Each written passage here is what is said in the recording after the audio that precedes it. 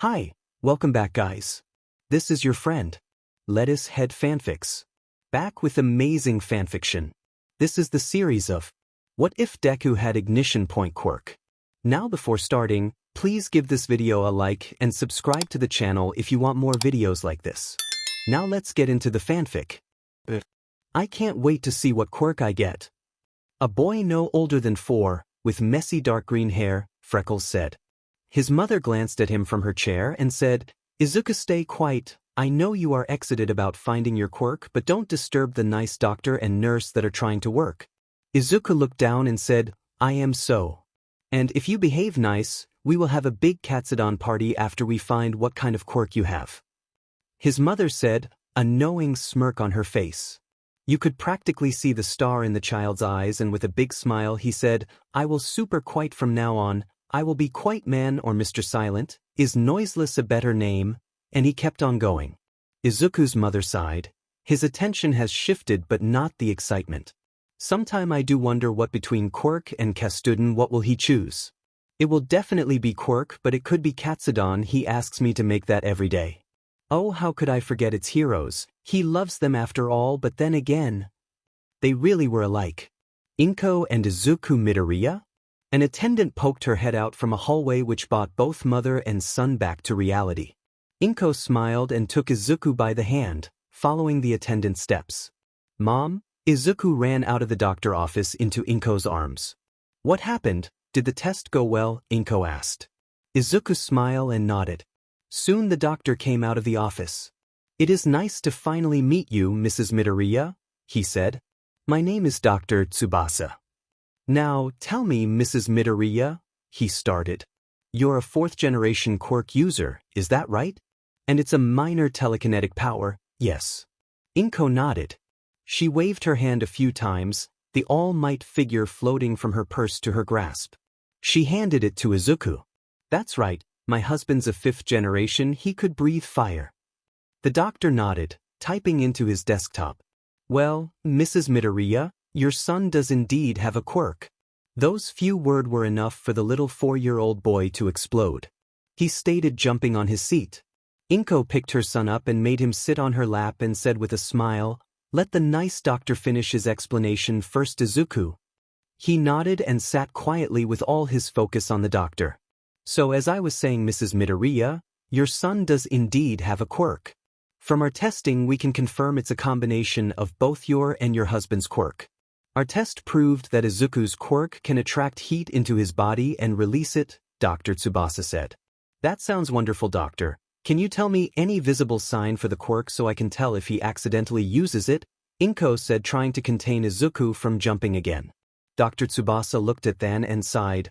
Well, Mrs. Midoriya, I'll be honest with you. The fact is, there is very less visible output for the quirk. Can you elaborate it? Inko asked the doctor. During one of our tests we noticed that temperature around Izuku was lower than the room temperature. The radius was just 10 centimeters where the quirk was affecting. The area of effect was very small, and Izuku quirk is also not visible via the naked eye. So it is impossible to tell right now if Izuku quirk is active or not. What do you mean? Izuku asked, little scared. It means that even when you use your quirk, no one including you cannot tell whether the quirk is active or not. Doctor said. Izuku's excitement was almost gone after hearing the doctor. He was happy he had a quirk, but he can't show anyone his quirk. Don't be so down, little kid. Sure, maybe right now we can't tell, but in coming year if the area of effect increase, we will be able to tell. So just wait a few years and then I sure you will become a great hero. That's it. The doctor is right. Izuku, cheer up, after all we are going to have a party when we get home. Izuku was just a 4-year-old child. It didn't take much for his mood to switch from sad to happy. The boy hearing this had a smile on his face. Thank you, doctor, Inko said, standing up ready to go home. I am just doing my job, he replied. Izuku was on cloud. He had a quirk, sure no one could tell, but he had a quirk. Yesterday after returning home he and his mother had a party. They ate Katsuki and played hero. Now he was going to the park to tell his friend Kaken about his new quirk. His quirk and Kaken quirk were both related to heat. Maybe they can talk about both their quirk. He was brought back to reality when he heard a small explosion. He saw Kaken standing in the park with 2 other boys. Izuku never quite got her name. They mostly wanted to play with Kaken, but he did not mind at all. He smiled after seeing them. He was about to say hi when he saw another boy on the ground with burn marks and saw Kaken and the other two shouting at the boy. Izuku does not remember when he go between Kaken and the boy, but he is here now and had to do something. I am trying to show this extra his place, so move Izuku, Kaken shouted at Izuku. Why are you being so mean? The boy said. You are making him cry, Kaken. The boy crouched down slightly and raised his fists. If you keep on hurting him I'll stop you myself. The three kids looked at the boy in silence. But a second later, their smiles returned with sinister amusement. Kaken smirked and said, You want to pretend to be a hero? He slammed his right fist into his left palm and tiny, yet threatening explosion occurring that puffed out sparks of fire and smoke. You don't stand a chance without a quirk, Kaken said. He looked at the boy with eyes closed yet let out a smile that drove pure fear into the boy's heart. I do have a quirk, the boy said as he is cut off. Now you are lying to us also, huh? One of the boys standing behind Kaken said. If you do have a quirk, show it, he continued. I can't show you my quirk. You can't see me using my quirk, Izuku tried to explain. So you are saying your quirk is so special that you don't want to show us, random boy number 2 said. See Katsuki, he think his quirk is better than us. Hearing this, all of Katsuki's attention was shifted to Izuku. Show me your quirk, he growled at Izuku while taking a step towards him. Like I said, Kaken, I can't show it to you, Izuku said. In hindsight, he should have not said that because now he found himself lying on the ground, but the boy he was trying to save had used this chance to run away. Izuku was little relieved. I think he just lying to avoid the fact he is quirkless, random boy number 1 said with a smirk and continued, that right after all you are useless, aren't you You are so useless I forgot your name. Oh, it's Mid. Deku, Kaken said. That not my name, it is Dash. Deku, that his name it mean useless, Kaken said with a smile. Izuku did not like being cut off. He also did not like being called a Deku. He stood up and pushed Katsuki a little bit. If it was 1v1, Izuku was sure he would maybe win. Now it was 1v3, there was no chance he could win. So he made a plan: run. Run before they can react and reach the safety of his home. So he put the plan in motion and ran home. He heard shouting behind his back, but he was only focused on getting home. I am home, Izuku shouted the moment he came inside the house. Welcome back, Izu, Inko said. What happened? You look out of breath for some reason, she asked curiously. A dog was chasing me, Izuku said looking at his mother. And I outran him and got away, he said proudly. That's good, she sighed in relief. I was going to start making dinner, any request and no katsudon. Curry, Izuku said and went to his room. Tomorrow. He was going to apologize to Kaken and explain about his quirk. When Izuku arrived at this class next morning, it was weird. Everyone was looking at him. Kaken was already there and he went to greet him. Good morning, Kaken, Izuku said with a smile, hoping Katsuki forgot about yesterday, but miracles are not so easy. Kaken turned around and said, Morning, Deku, his tone dripped venom. If Izuku had to pinpoint a moment when his school life turned to shit, it would this moment, but after that moment it seems people forgot his name was Izuku and only called him Deku. Everybody started calling him a Deku, saying he is useless child without a quirk. Izuku tried his best to explain, but they called him a liar. Nobody wanted to play with him, talk with him, or hang out with him. The teacher not caring enough to stop the children. After some time, Izuku stopped trying to explain to other his quirk, because if someone refused to listen to him, why should he waste his breath? He would still try to defend himself physically to the extent he could. Here's the sad truth. All men are not created equal. Some kids have more power than others. It was not all bad. There were few good things in his life that made him work hard for a better future, like his mother, new stories about All Might, and the word that his doctor said to him. Maybe right now we can't tell, but in coming year, if the area of effect increase, we will be able to tell. So just wait a few years and then I sure you will become a great hero. With those words in his mind and a perfect combination of his parents' quirk as his quirk, he was going to show the world there is nothing to fear because Midoriya Izuku is here. A decade had passed since Izuku made that declaration. A decade had passed since his school life became shit, but not everything in this time was bad. Sure, he had no friends and mostly spent his time researching his quirk, But he had a good mother, a good quirk that took 9 years of research and experimentation to finally be viable, and a new heroine who just debuted in front of him now posing for Izuku. The media was also there. Her entry was dynamic. She was able to show her quirk and finish the fight in one shot, but her one pun was bad. Kamui Woods was also not good with his lines. Izuku mumbled while writing in his notebook. "One look at that grin and that notebook on heroes, I know what you are," stated an older man who had some kind of star-shaped antennae protruding from his cheeks and the top of his head. He grinned at Midoriya and made a finger gun as he lightly accused him of being a fanboy. Yes, I am," Izuku said. "What are you writing in that notebook anyway, kid?" the man asked curiously. About her quirk, Izuku lied. "These notebooks contain cool one-liners and some cool entries made by hero which I can copy when I go pro," Izuku thought. "You want to be a hero too, huh?" the older man asked Izuku. "Yes. More than anything," Izuku said with a big confident smile. Aldra Middle School was a great school. This school was an example to every other school on what not to do while managing a school. If a school did everything opposite of Aldra, that school would become a great school. So why was Izuku studying in Aldra? It was simple because it was very near to his house and the crime rate in the area was also the lowest. Izuku entered the school and started moving towards his class. His teacher arrived and began to speak.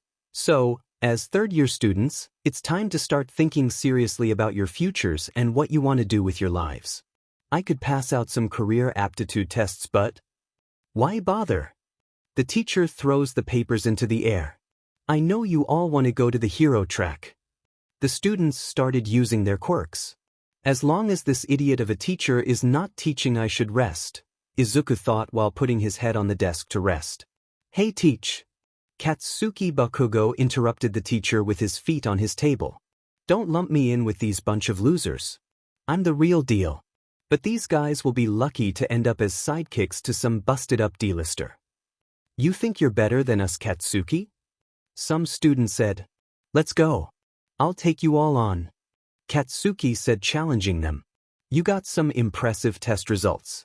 Maybe you will get into UA High," the teacher said. "He's going to try for the national school? That school has a 0.2 acceptance rate. It's impossible to get into," students said while talking among themselves. "That's exactly why it's the only place worthy of me," Katsuki said with a prideful look on his face as he stood on top of his desk. "I aced all the mock tests. I'm the only one at this school who stands a chance of getting in. I'll end up more popular than All Might himself, and be the richest hero of all time. People all across the world will know who I am, and it all starts with UA High." "Oh yeah, Midoriya, don't you want to go to UA too?" the teacher asked bluntly. "And there goes my rest. Thank you, Mr. Moron," Izuku thought, now looking up to see a set-off Bakugo. The whole class starts laughing at him. "Midoriya, you're kidding, right? There's no way that you're going to get into UA without a quirk." It had been years since he stopped trying to explain his quirk to others, and the rumor of him being quirkless just never died. "Well, actually they got rid of that rule, and why does it matter to you guys where I apply for high school?" Izuku said calmly while looking up. Katsuki tried to explode Izuku's table, but Izuku covered the table with his body, which made Katsuki stop midway and made him angrier. "He has already broken my table 3 times. Not this time, you angry Pomeranian," Izuku thought while covering the table. "Listen up, Deku. You're even worse than the rest of these demon rejects, you quirkless wannabe. You think they'd let someone like you, a liar, when they could have me?" Bakugo shouted angrily at Izuku. "You won't even pass the entrance exam, you die in the exams. If you are so sure I would not pass the exam, why do you even care if I apply to UA or not?" Izuku asked, trying to anger Bakugo more. With a smile he continued, "Or is it that you care so much about me you can't see me getting hurt in the entrance exam, Kakin?" "Don't call me Kakin," he shouted and tried to attack Izuku, but the teacher stopped him. "Bakugo, please stop. Midoriya, stop trying to pick a fight, and Tanaka, stop and delete the recording," the teacher said. Hearing the teacher, Bakugo stopped and went back to his seat while glaring at Tanaka. Izuku just smiled at his teacher.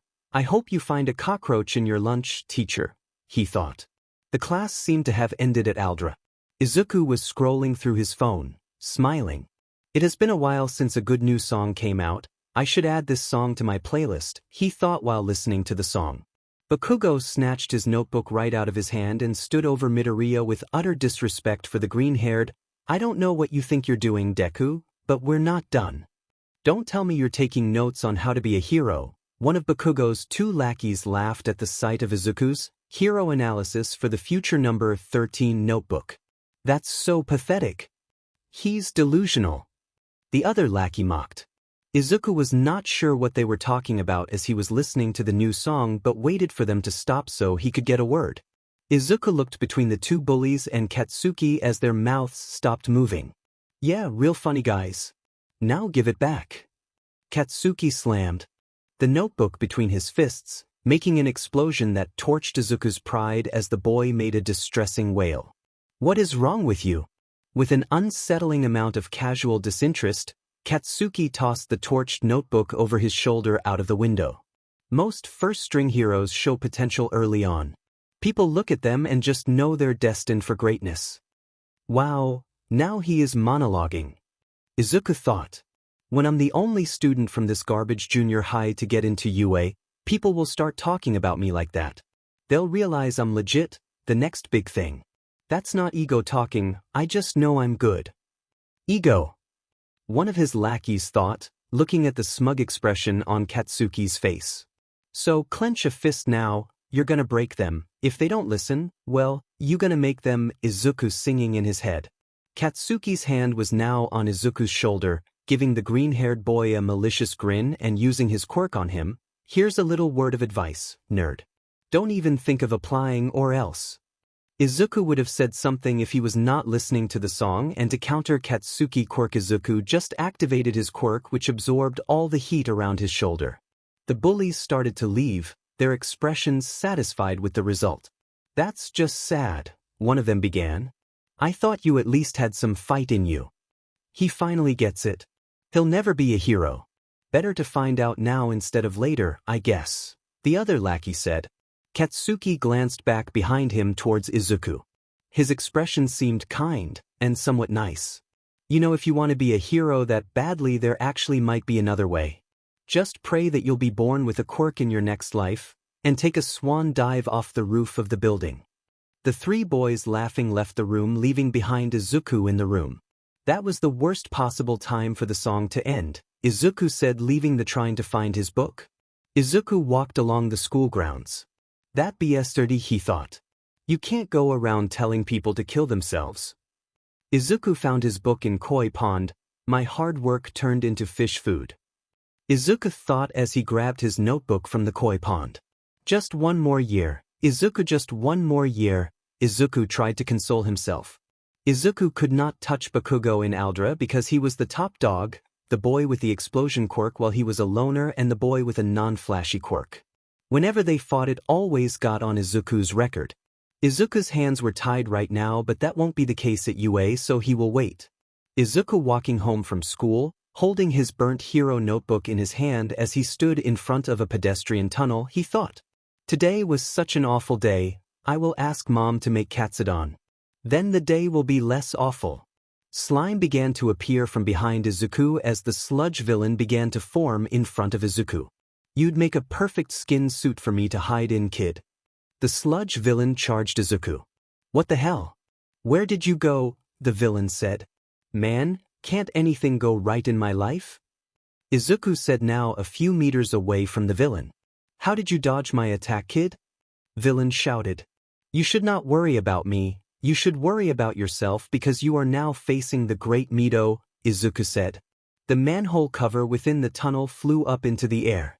The sludge villain turned around, and his eyes widened in shock, terrified at the sight before him. All Might! Izuku shouted.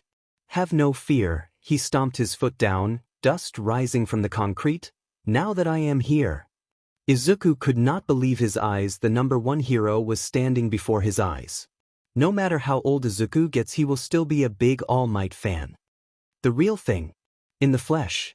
Standing right in front of me. He looks so much cooler in person. All Might ducked under the sludge villain's attack. All Might dodged the second attack and wound his right fist up. Texuous. Smash. He threw his fist forward, a torrent of wind blowing the sludge villain away. "I can't hold together," said the villain while his fluid body scattered. "Villain defeated," All Might announced, then he turned around to look at Izuku. "Young man, I hope you are well, the villain did not hurt you, right?" All Might asked. "Okay, Izuku, be calm, you can do this." Izuku thought before saying, "No, the villain did not hurt me. I am All Might," Izuku said with a grin. All Might looked at Izuku and laughed, then said, "That was a great pun, young man. It's good you are not hurt now. I will collect the villain." All Might then went to the nearby vending machine, bought some drinks, finished them, and then stuffed the villain in the bottle. "Excuse me, All Might," Izuku said. All Might turned towards Izuku.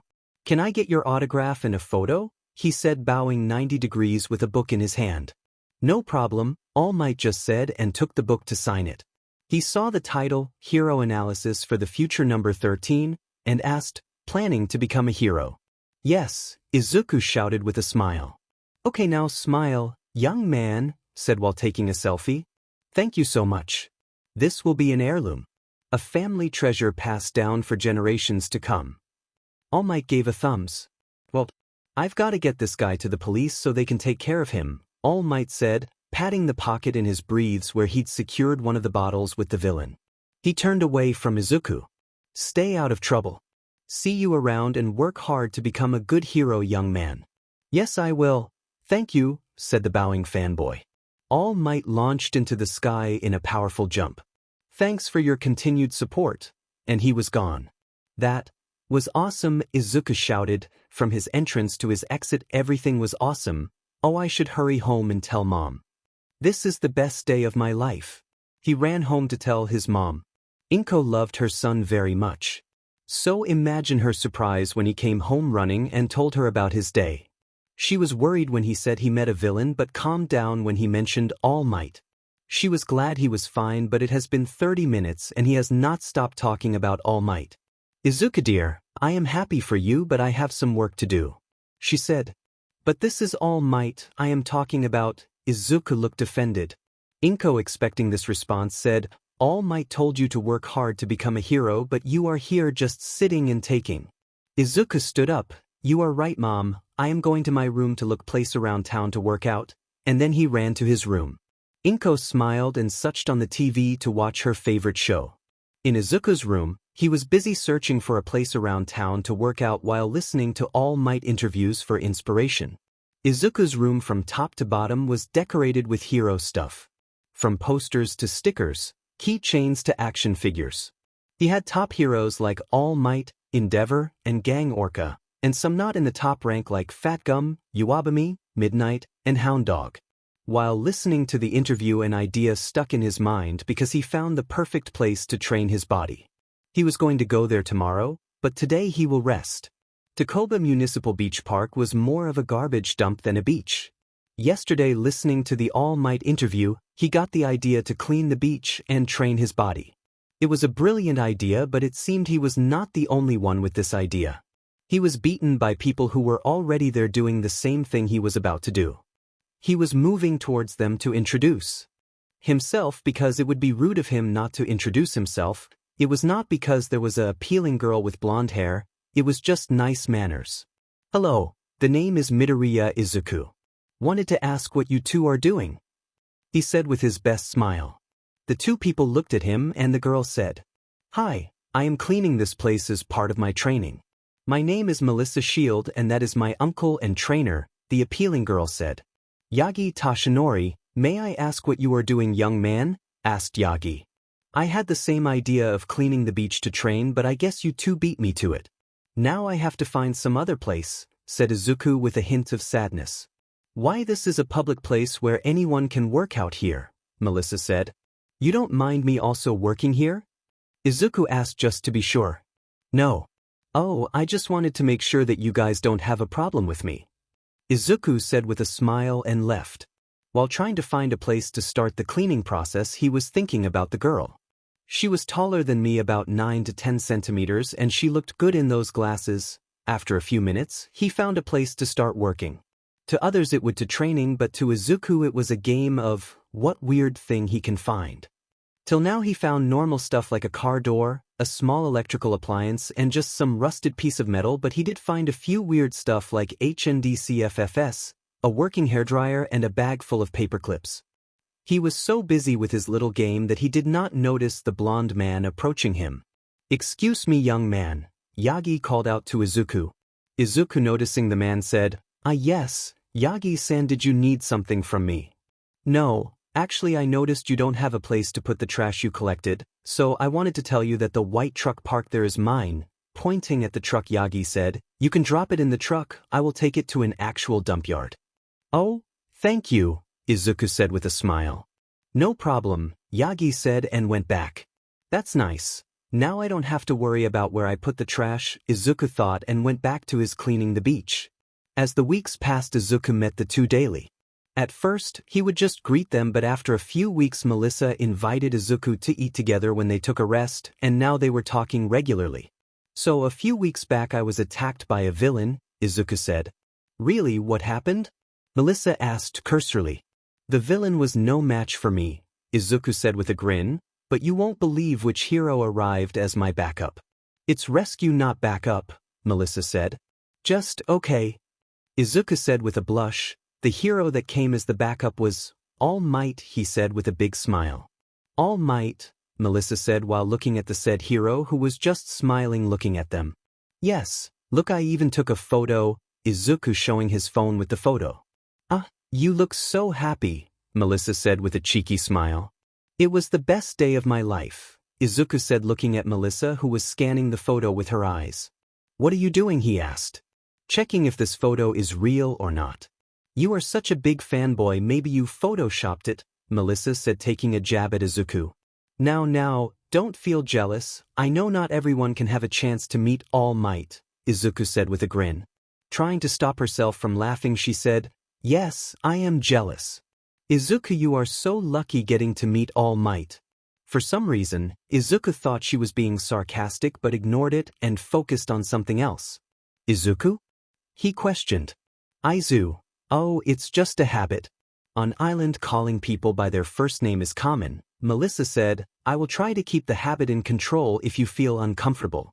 Izuku, sensing an opportunity, with a grin said, "I do feel uncomfortable, so as a punishment we have to exchange numbers and you have to save it as the Great King on your phone." "Melissa-chan. You had me in the first half, not gonna lie," Melissa said looking at the smiling idiot. "You are lucky that you are cute or I would have smacked you," she said. "You could try but you will not succeed," Izuku said. "Now both of you stop flirting. Break is over, get back to your training," Yagi said to them. They both blushed a little when they heard this but went back to their training. In the end, Izuku did get Melissa's number and she had to save it as the Great King. As the months passed, Izuku and Melissa became even better friends. They had even started using nicknames for each other. Izuku was trying his hardest to not mess up this friendship as his track record with friendships was very bad. Melissa thought cleaning the beach was going to be hellish, and it was, but having Izuku made it better. From her point of view, Izuku looked like a little green bunny. He would tell her stories about all the heroes he had met and sometimes tease her about meeting All Might. Being such a big fanboy, he still did not make the connection between her name and All Might's first sidekick. She would let him tease her about All Might, but maybe in the future, she will have a chance to see his embarrassed face when he finds out Uncle Might. "Okay, listen, you two," Yagi said. "The beach cleaning is going great, but if we do muscle training every day it might reduce the chance of getting into UA. So today we will do a little sparring. Are you ready?" "Of course, I was looking for a reason to smack Izzy," Melissa said with excitement. "Yagi-san, as a gentleman I cannot fight Mel," Izuku said politely. "What can't fight me because I am a girl?" Melissa asked looking at Izuku, who had a grin on his face. "I have no problem with fighting a girl, but I cannot fight an idiot," Izuku said. I am punching him right now," Melissa shouted and was ready to throw a punch towards Izuku before Yagi stopped her. "Stop, Melissa, you can punch him when you both start sparring." Melissa stopped but not before sending a glare towards Izuku. "And also, young man, don't tease her too much," Yagi asked. "Sorry," Izuku said. They went to a clear area to start their spar. "Okay, let's set some. Do not use your quirk and do not throw sand, that it for right now, Yagi said. Okay, sure, all right, understood, they replied and faced each other. Start, Yagi announced. Izuku should have not teased the taller girl because she went straight for his face, Izuku following all of her with his eyes and dogging her. Without the use of quirk, they both had similar speed, and because of this right now Izuku was stuck on the defensive. Melissa is only able to get small hits on Izuku, which he blocked. Ouch, it hurts, Mel, Izuku said. Stop lying, Izzy, she shouted. And stop moving this much, Melissa said, throwing a punch toward his guts this time. You are just slow, am I not even moving that fast, Izuku tried to taunt her. Hearing this, Melissa slowed down a little, which gave him an opening. Izuku, noticing this, tried to hit her gut. Melissa reacted to this move and moved a little to the side and caught Izuku's arm between her body and arm. Izuku, seeing his arm getting trapped, tried to get out but couldn't. Looking up, he saw Melissa with a sinister smile. Mel, we are good friends, right? Izuku trying to distract Melissa. Oh yes we are, but you are not getting out of this, Melissa said while reading to punch him. If I am going down, I will take you with me, Izuku thought. Not wanting to get hit, he pulled himself and Melissa towards the ground. They both hit the ground hard, but the sand reduced the impact. Ouch, that I head, Melissa said. Melissa wins. Yagi shouted. Ha. Oh yes. I won, Melissa said, now sitting, happy that she won. What? How? Izuku shouted, and Mel, get off me. Melissa got off Izuku. Izuku, now also sitting, looked at Yagi for an explanation. You both were equal in terms of speed, but when Melissa gave you an opening you easily got caught by her. Your idea to pull both of you down was good, but in the end, you were still pinned by her body and could not move at all. That's why she won, Yagi explained. I became a victim to my own idea, Izuku said, dusting off the sand from his breathes. Stop smiling, you got lucky. Luck is also a factor, Izzy, Melissa said. Okay, get ready fast, Yagi said. Both went to their spots, and start. By the time they were ready to take their break, they had fought 7 times, of which Izuku won 4 times. Their break was normal. They talked about heroes and new movies they both watched, and Izuku began to tell her how he was tracking a copy of an old 4-player fighting game in which they could scan their face and play as themselves or any heroes they like. Melissa was talking about a new support item she was thinking of making for herself. Yagi-san also started telling the story of Melissa's childhood, for which Melissa tried to stop him. Now that the break is over, both of you get back to work, Yagi said while looking at a smiling Izuku and completely embarrassed Melissa. Melissa, still embarrassed, went towards a trash pile and started to remove it. While working on the pile, one of the metal pipes was stuck. She started to use her full strength to pull it out. Don't hurt yourself, Melissa, by trying too hard, Yagi said. I am fine, Melissa said, still trying to pull it out. Should I help you, Mel? Izuku said, moving toward Melissa. I said, I am, Melissa said, finally pulling the metal out. See, I did it, stating happily, turned towards Izuku and Uncle Might. They looked scared. Melissa, look out, Yagi shouted. The trash pile in front of her started to fall. She saw the huge pile coming towards her. She tried to run but was not fast enough. The trash pile came crashing down on her. Melissa, cough. Are you all right? Yagi shouted, trying to find her in the trash. Damn it, if I did not use all of my time I would have reacted as well. Melissa, answer me, Yagi, now sounding desperate. Mel dash. Then he saw Izuku standing on the other side of the trash pile with Melissa standing beside him. I am okay. Somehow, she said, sounding scared. She turned to look at Izuku and tried to thank him for saving him, but Izuku shouted at her. What is wrong with you? Izuku said. Why were you just sitting there? Do you have a death wish or something? Hey, why are you shouting at me? I tried my best, Melissa said. Tried you best? You did not even try to use your quirk? Izuku, now calming down. Izuku bent down and hugged the girl. I was so scared when I saw the trash pile coming towards you, Mel, Izuku said while hugging. Melissa could only look at him and say nothing. What could she say? I lied, I don't have a quirk. I will get it from my uncle later. She looked at Uncle Might for some answer, but looking at him it looked like he was also thinking the same thing. They ended their training and went home for the day. During the ride back, things between All Might and Melissa were quiet. All Might knew today they were going to have a long talk when they reached home. After reaching home, Melissa went to her room and came out during dinner time only. During dinner, All Might looked at Melissa and said, "What happened today was not your fault." Melissa looked at him confused.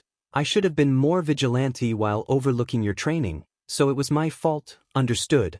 Uncle Might, I'm not thinking about that. I am thinking about what Izzy said about not using my quirk," she said. "I realized our friendship was based on a lie." "Do you think he became friends with you because of your quirk?" Yagi asked.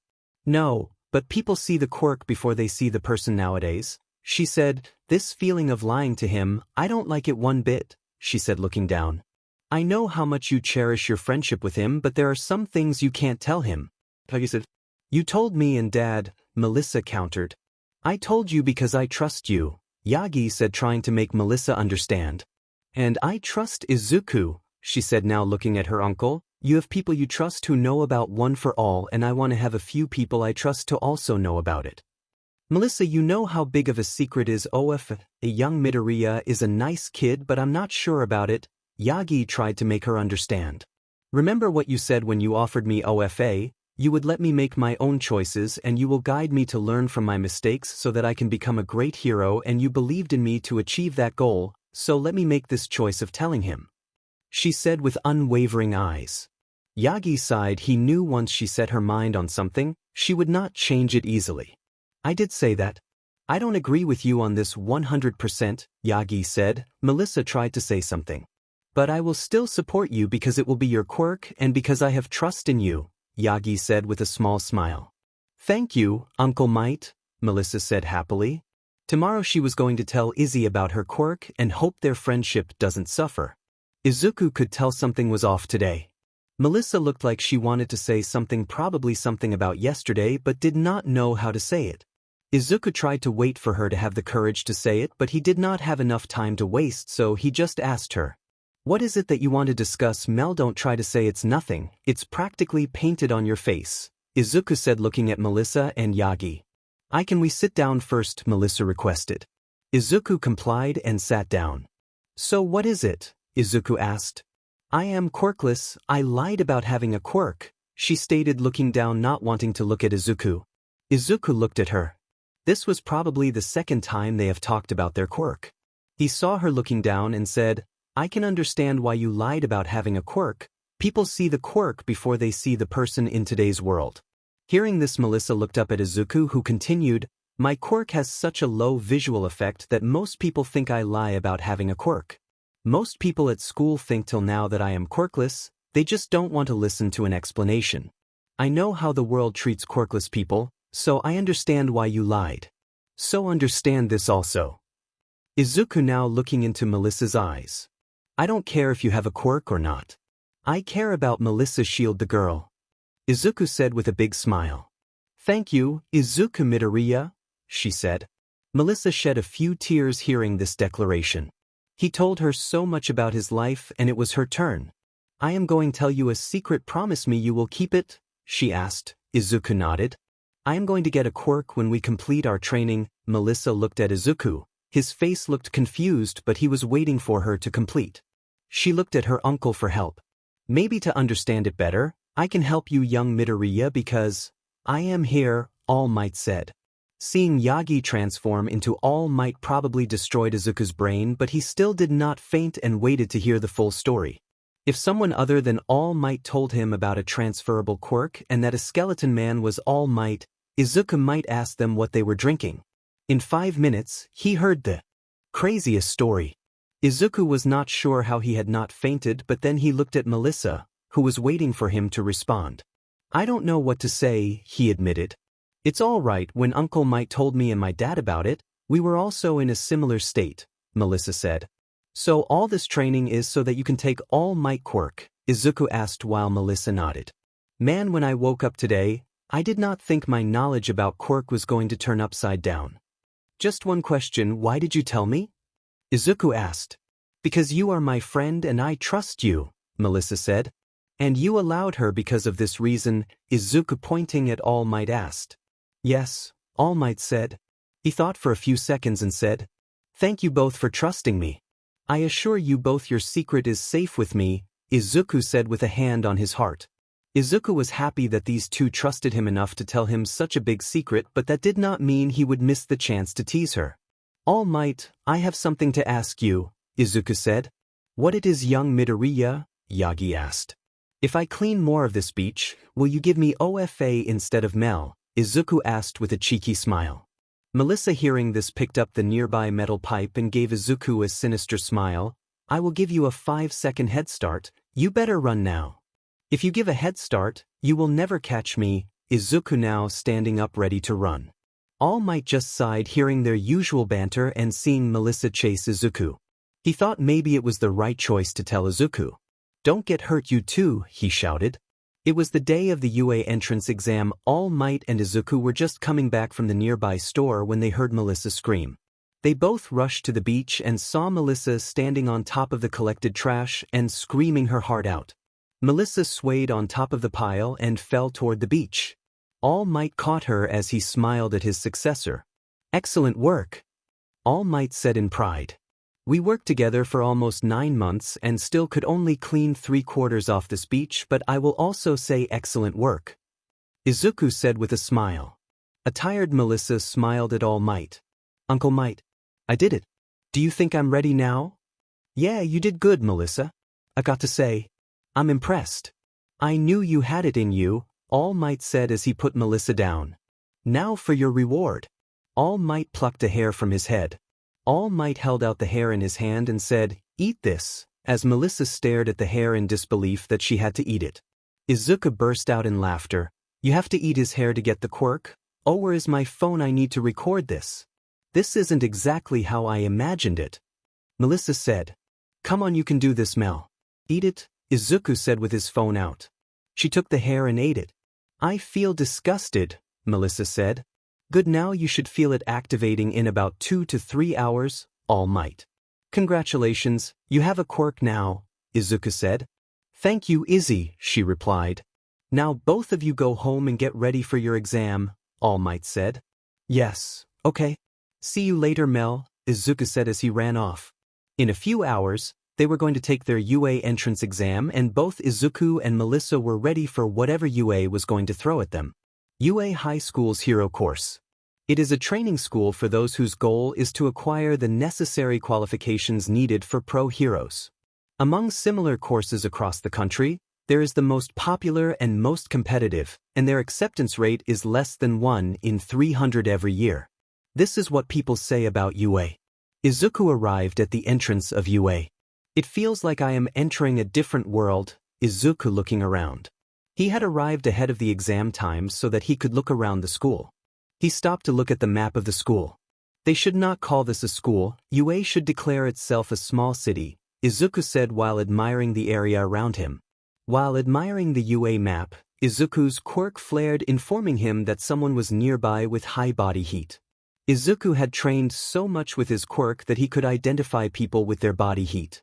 I must have done something bad in my previous life, Izuku thought, and turned towards his right to look at the one and only, always angry Bakugo Katsuki. Stupid Deku. Katsuki said. Good morning, Izuku said, trying to make sure he has a peaceful morning. Get out of my way now before I set you on fire. Katsuki threatened. Izuku would have said something, but he did not want a teacher at UA to see him fighting at the gate of UA, so he just moved out of the way. Katsuki moved past him while glaring at him. When Izuku saw Katsuki enter, he started to move himself, checking his phone for any message from Melissa, and then he started to read hero news. Best Genist won the Best Genist award 9 years in a row. It's always him who wins it. All Might saves people from a fire. He told me about this already. Does All Might have a secret love child? I wonder what this reporter is smoking, Izuku thought. He was so deep in thought that he tripped over his own feet. Instead of hitting the floor, he was frozen in the same spot when he was about to fall. He looked and saw that he was floating in midair. Are you all right? He heard from behind. Izuku turned around to meet his savior. Izuku would not lie. If someone told him he died when he hit the ground, he would believe it because there was an angel in front of his eye. A brown-haired girl with a cute hairstyle and permablush on her face. She helped him stand up properly. I stopped you with my quirk. I'm sorry I didn't ask first. But I figured you wouldn't mind me catching you, she said with a smile. Izuku looked up at her as she was the same height as Melissa. Thank you, Izuku said to her. The girl just nodded. Isn't this all like way nerve-wracking? She asked. Yes it is, Izuku said. Well guess I'll see you inside. Bye, she said and left. Holy whoa. That girl was cute, Izuku thought when he suddenly realized, I forgot to ask her name, he thought while clutching his head. Melissa arrived and saw him acting like that and asked, What are you doing? Melissa standing beside Izuku now. Mel, I just saw a cute girl and I forgot to ask her name, Izuku told her.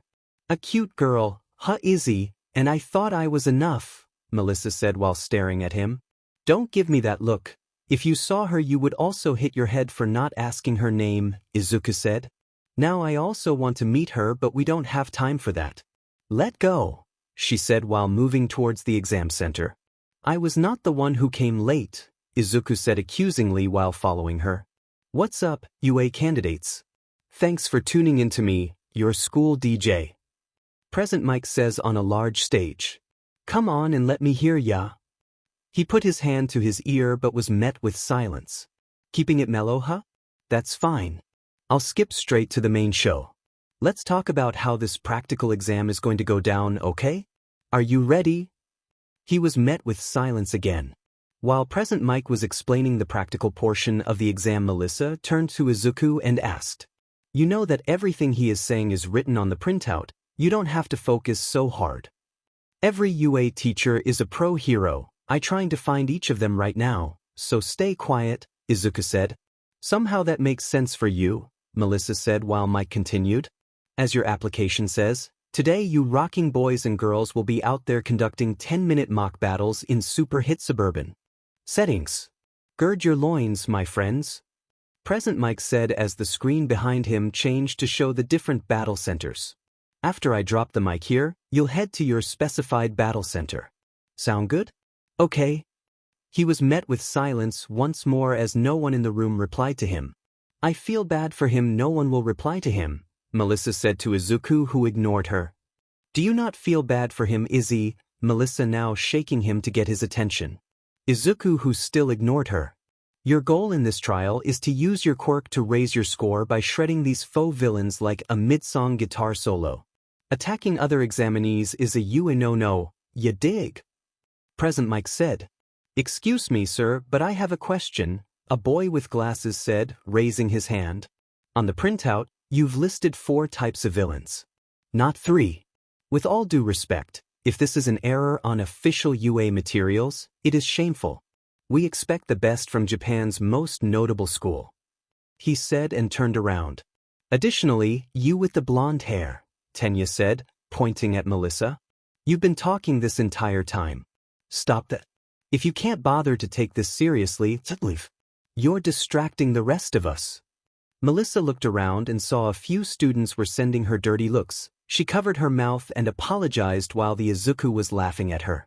I will kill you once we are outside, she said in a low voice to Izuku. All right. Examinee number, thanks for calling in with your request. The 4th villain type is worth 0 points. That guy's just an obstacle we'll be throwing in your way.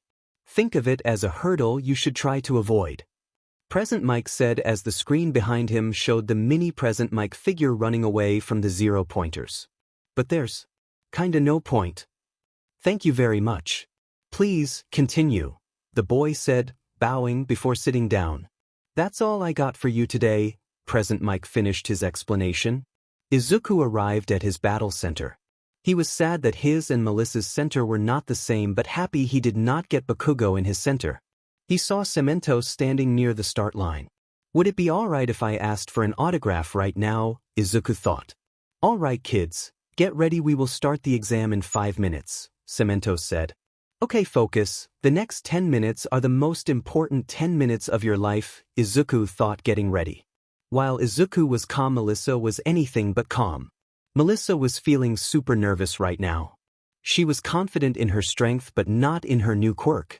Her uncle might told her to be careful of the impact OFA will have. She was trying to calm down but she could not do so. Are you okay? Melissa heard. She turned around to meet the owner of the voice. A cute girl with brown hair was standing there. Just a little nervous, Melissa said. I get you, I also super nervous but also equally excited, the girl said with a smile. I am not sure what kind of quirk you have but I am sure you will pass the exam, the girl said trying to cheer Melissa up. Melissa calmed down a little.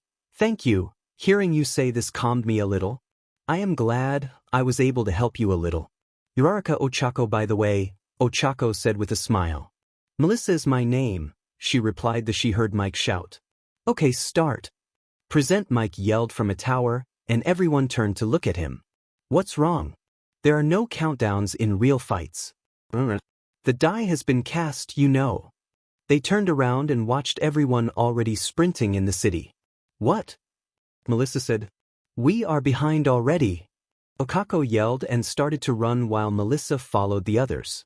Izuku entered the fake city. His first task was to find a metal object that he could use to hit the robots with. It did not take him much time as he removed a pipe from an already broken robot. The reason was simple. Melissa wouldn't use her quirk because she got it today, and when they both she would brag how she passed without using her quirk, so he would try to do the same. Soon he found a 2-pointer. Izuku went near it while avoiding the attack and stuck it in an open space. He found that the robots were very easy to destroy if you knew where to hit. He ran around the fake city, destroying the robots, sometimes using the pipe and sometimes using the explosive he found on the destroyed robot. He would help others when he saw them in trouble. He heard 6 minutes were left in the exam. The robots are meant to be destroyed, that's why destroying them is not difficult. You need some muscle and strategy for this exam, but everyone is so focused on using their quirk.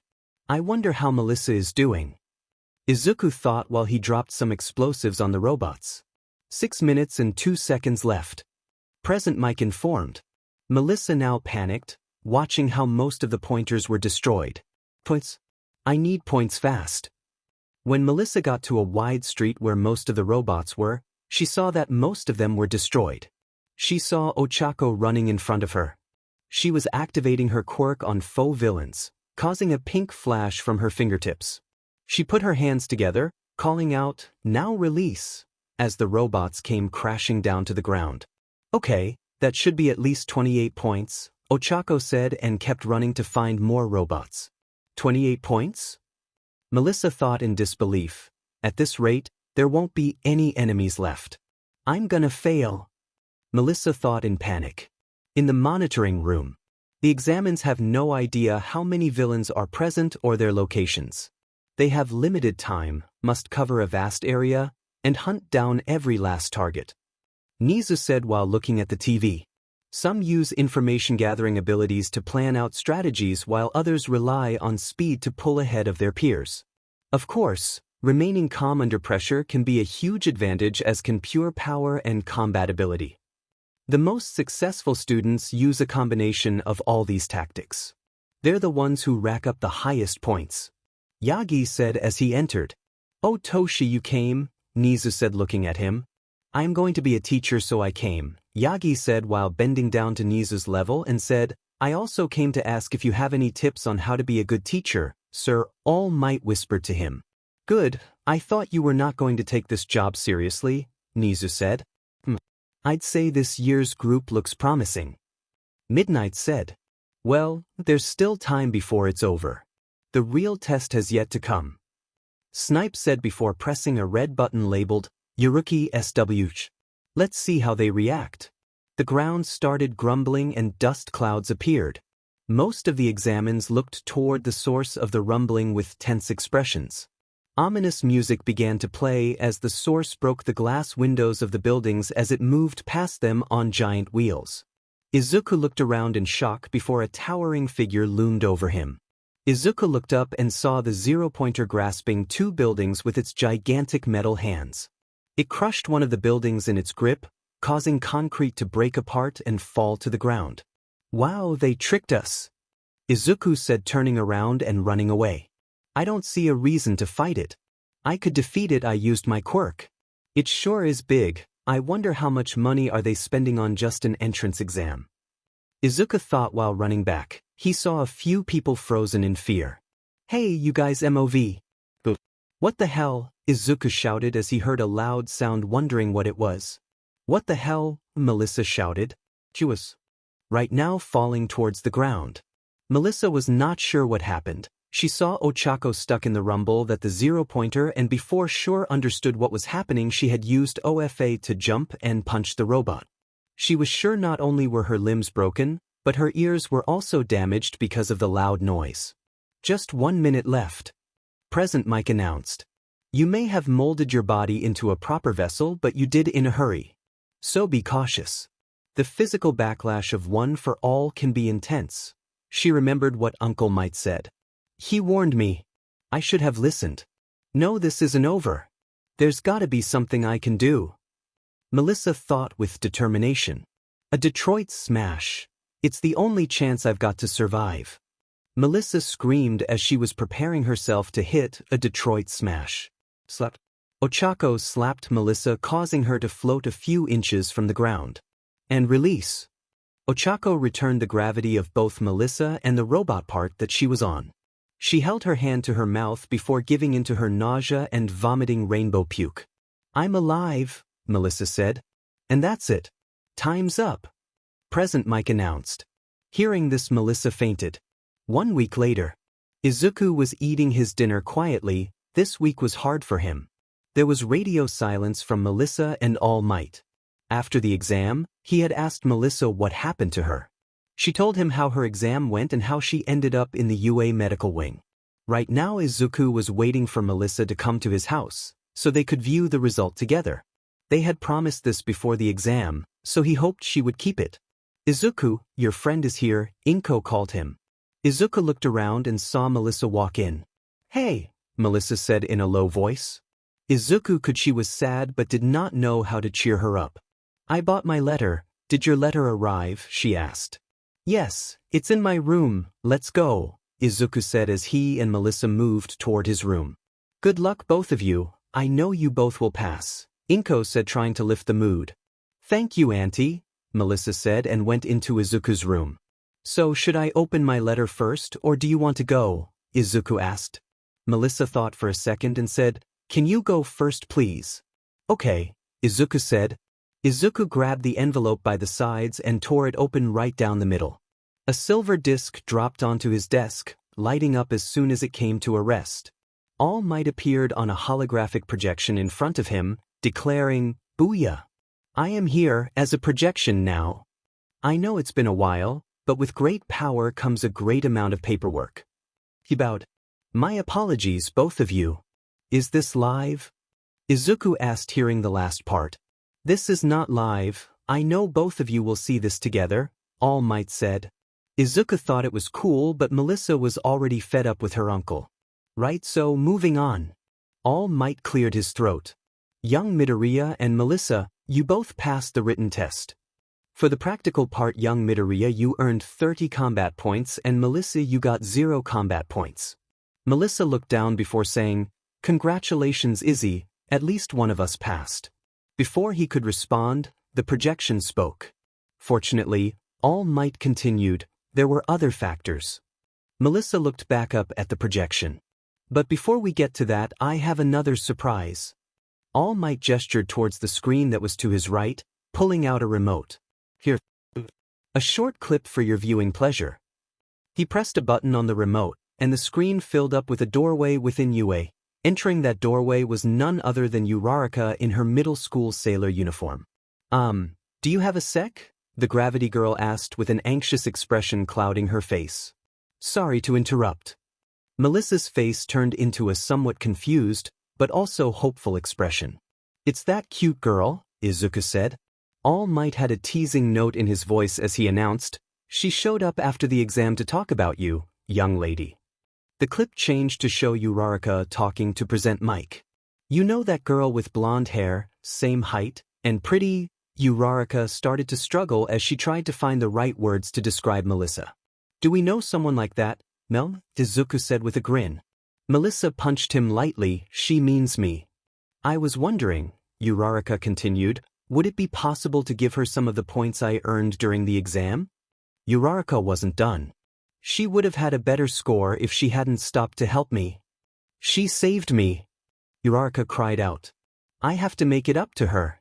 Please, sir, can't you just give her my points? All Might stopped the video, his back turned as he watched the screen too. You have a quirk now, yes, but it's your actions that inspire others. And that's why I am here.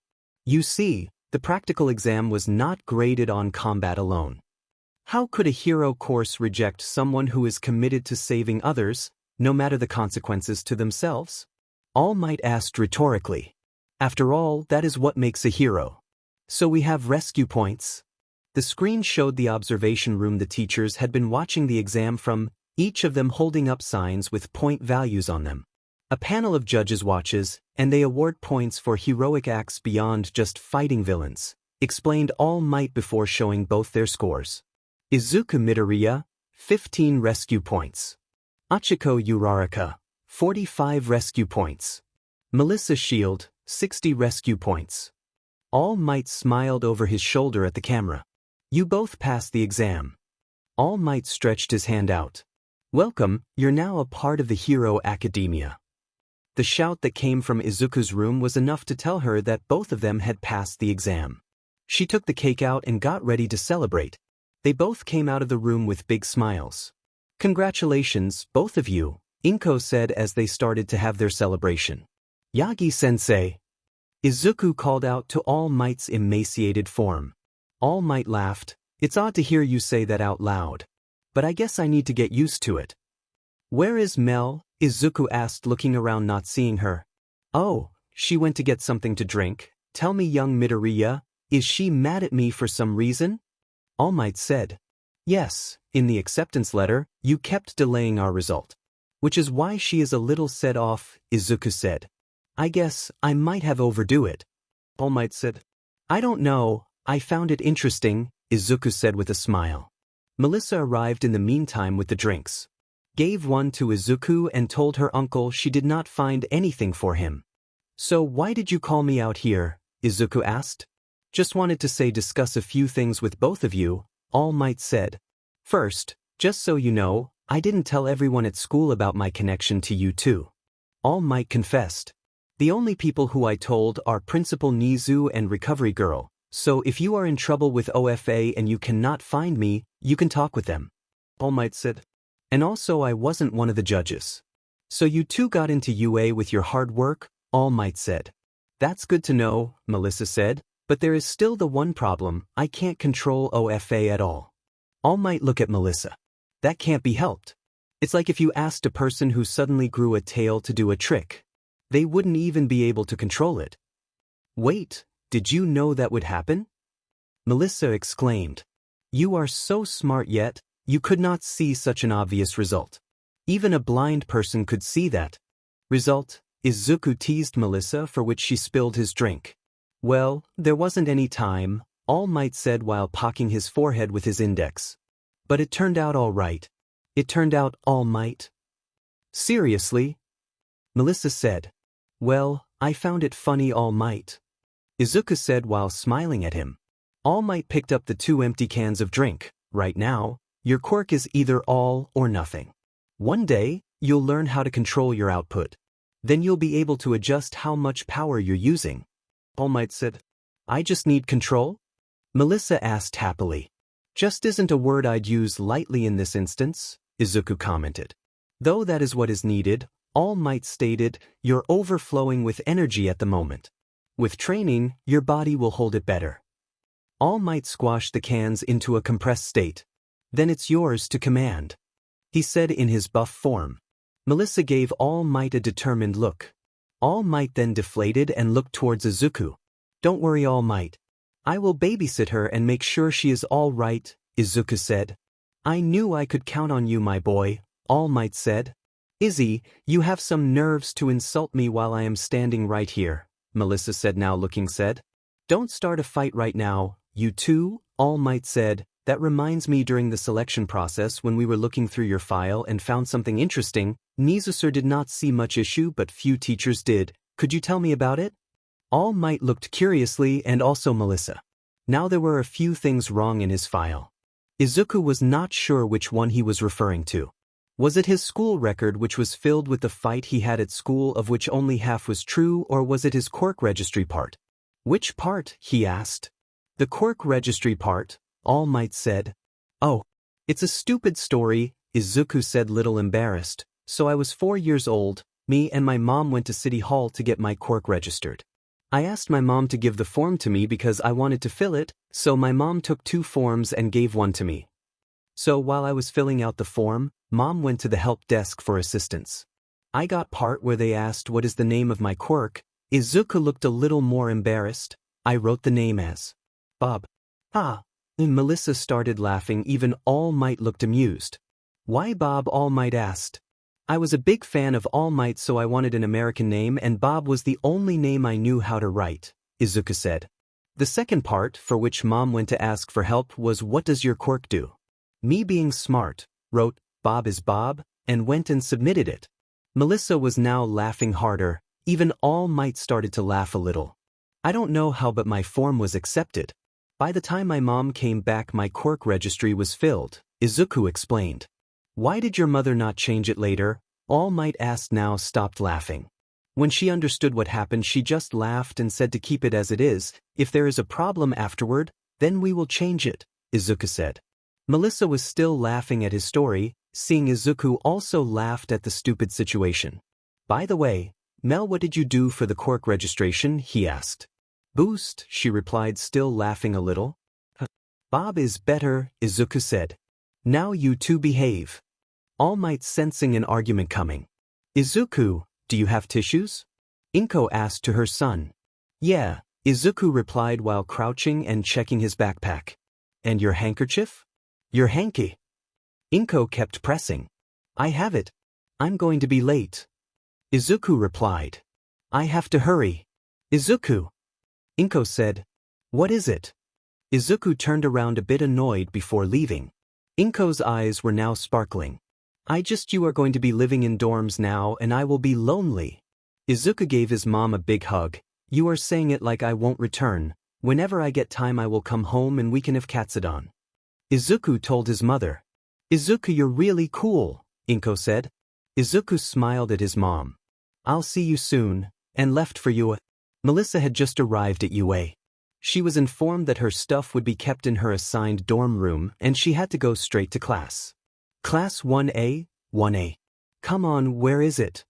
Melissa asked, looking for his class. There. Melissa looked at the giant door. Man, this thing is huge. Are there giants here? She opened the door. She was greeted by the sight and sounds of that glasses boy from the exam yelling at a blonde-haired boy who was reclining in her seat with her feet on the desk. The seats were nearly full. Izzy was nowhere in sight. Let's start over. I'm Tenya Ida from the semi-private academy. He introduced himself, extending a hand to Bakugo. The blonde Pomeranian didn't seem very impressed or interested in shaking his hand. Samaha? So you must think you're better than me. Bakugo sneered at him and elicited in a menacing growl, I'm gonna have fun tearing you a new one. Melissa did not want to get involved with whatever was happening. She just went to look for her seat. Seat number 19 was her seat, but she noticed there were 21 seats in class and Izuku was no. Oh, that blonde hair. Hello, Melissa-chan, Uraraka exclaimed as she entered the class. Oh, Ochako, good morning, you are also in this class, Melissa asked, to which Ochako nodded.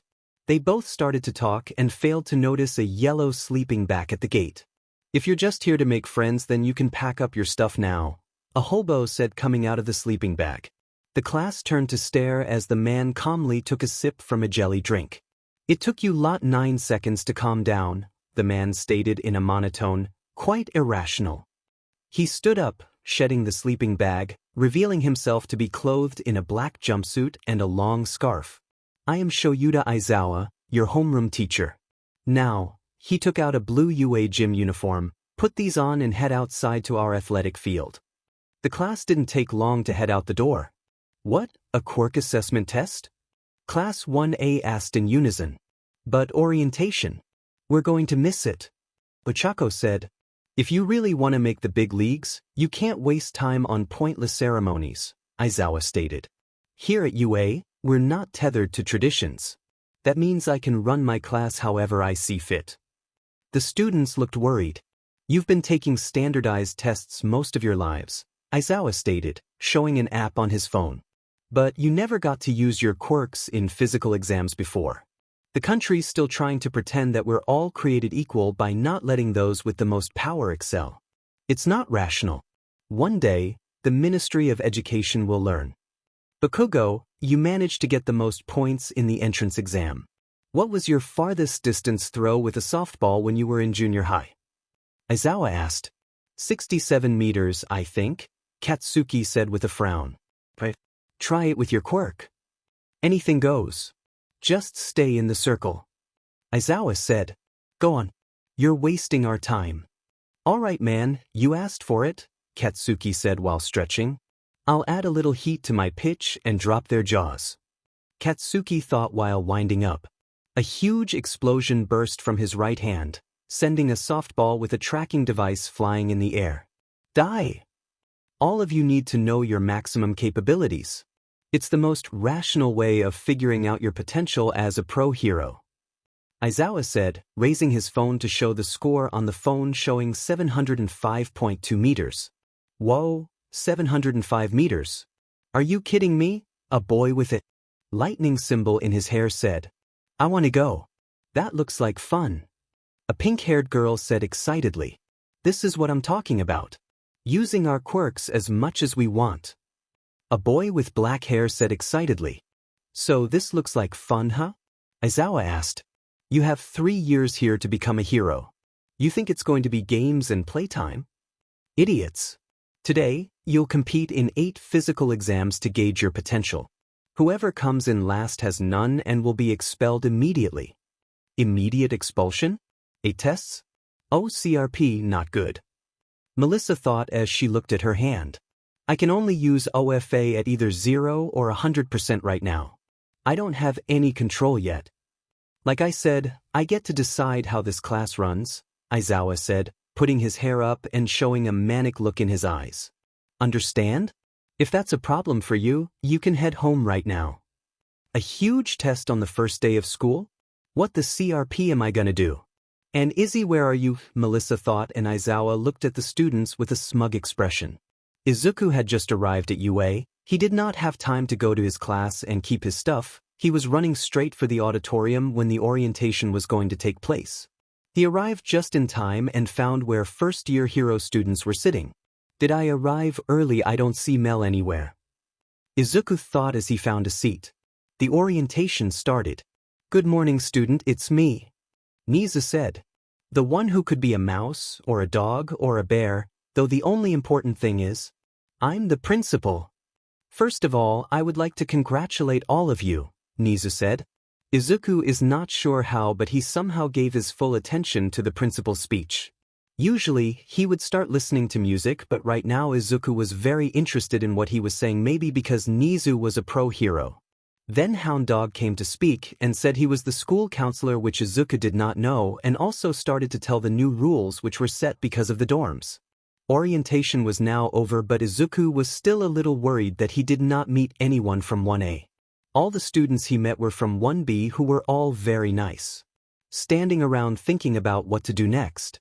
His quirk told him a heat signature was approaching him. So he turned around to see who it was. It seems you are in trouble, Mr. Midoriya. Izuku turned to see the principal was there. Hello, sir, you know my name? Izuku asked. Of course, I know your name and I know everyone at school. I'm the principal after all, Nizu said. So cool, he thought. Yes, sir, as you can see I am not sure where my classmates are right now. Izuku said. Nizu thought for a second. You are in the 1A, right? Nizu asked. Izuku nodded. It seems someone doesn't understand the importance of orientation, Nizu said. What do you mean, sir? Izuku asked. Nothing you should be concerned about. The school is over for today. You can return to the dorms and don't worry about what your teacher said. I will handle it, Nizu said. Okay, thank you, sir, Izuku said as he left. He sensed me coming behind him, Nizu thought. He was interested in this student as he was the only one who, despite having a quirk, passed the exam quirkless. I will watch your career with great interest, Nizu said and left to deal with Izawa. Izuku left UA ground as he had to collect something that he had been hunting for a long time. Melissa was clutching her finger waiting for Aizawa-sensei to announce the result. Ochako was rubbing circles on her back to make her feel good. Aizawa pressed a button on the device and a hologram appeared showing the scores of everyone in the class. Melissa opened his eyes and looked at the scores. I'm in 17th place. The hologram disappeared. And I was lying. No one here is going home. Aizawa said. Except for the kid who did not show up. The students looked at him in shock. Aizawa gave the students a manic grin. That was a rational deception to make sure you gave it your all in the tests. Melissa looked white as a ghost. Ochako looked mortified. Tenya's glasses broke. Melissa, Aizawa walked over to the girl, handing her a note. Take this and go have the old lady fix you up. Things are going to be tougher tomorrow when your actual training begins. Make sure you're prepared. Melissa was hunched forward. I'm so tired, she groaned, looking like she needed sleep. We are going to reach the dorms soon, don't worry, Ochako said walking beside her as 1A was moving towards the dorms. When the student arrived at the dorms, the place was normal compared to the entire school to some students, but for some students, it was the most amazing place. After the introduction was over, everyone went to their dorms to change and get fresh. Ochako was loving her new life. She had a big room all to herself and even made a new friend in Melissa, and she came back after changing her clothes to interact with her classmate but was met with a worried Melissa looking at her phone. What's wrong? You look worried, Ochako asked. Melissa looked up at her and said, I am trying to contact my friend. He is also in our class but did not arrive yet. He is also not picking up his phone. But there are already 20 students in our class, right? Ochako questioned. Yes, he is number 21, she replied. I am sure he will arrive. Maybe he is talking to sensei about messing class today. I hope that the case. A pink-haired girl listening to this asked. Is he like your boyfriend? What? No, me and Izzy are friends, Ashido, Melissa said with a blush. Call me Mina dat and Izzy ha, a nickname, Ashido said with a grin. It's not like that, okay, Melissa said, trying to defuse the situation. After some time the entire class had come down from their room and now were sitting in the conmen room. Today the dinner was going to be provided by Lunch Rush, which tasted amazing. After the dinner, the girls and boys were sitting separately talking with each other, and some antisocial people went to their room to rest. The 7 girls were talking about their life like hobbies. They were having so much fun that they did not notice the door open and someone entered. So Melissa, what do you like most about living in Japan compared to Island? Toru asked. The girls had decided to use their first names with each other. The food, all the heroes and people, she answered. Does Izzy also come in those people? Minus. Melissa just gave a glare. At least tell us about our number 21, Mina said. About Izzy? Melissa asked and saw the girls nod. If I had to describe Izzy in one word, it would be annoying. Melissa said, he thinks he is funny, he is not that smart, he is always trying to get me in trouble and is always smiling for some reason. Sometimes I do wonder why I even became friends with him. Melissa suddenly felt a hit on her head. She turned around clutching her head. First of all, I am funny, second, I am at least smarter than you, third and fourth points were correct, and we became friends because you fell for my handsome face. Izuku, standing behind her, said, Izzy, Melissa shouted. Where were you? Outside buying stuff, he replied.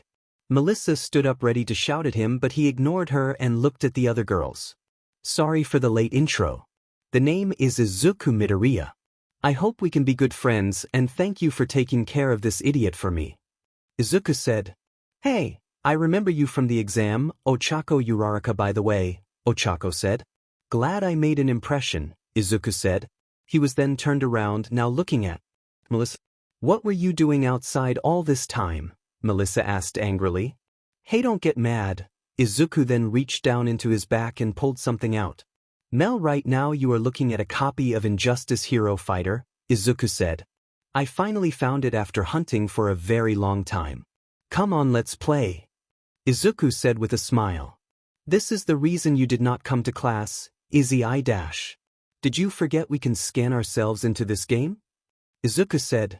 I am going to punch your stupid face into the ground, Melissa said, getting ready to play the game.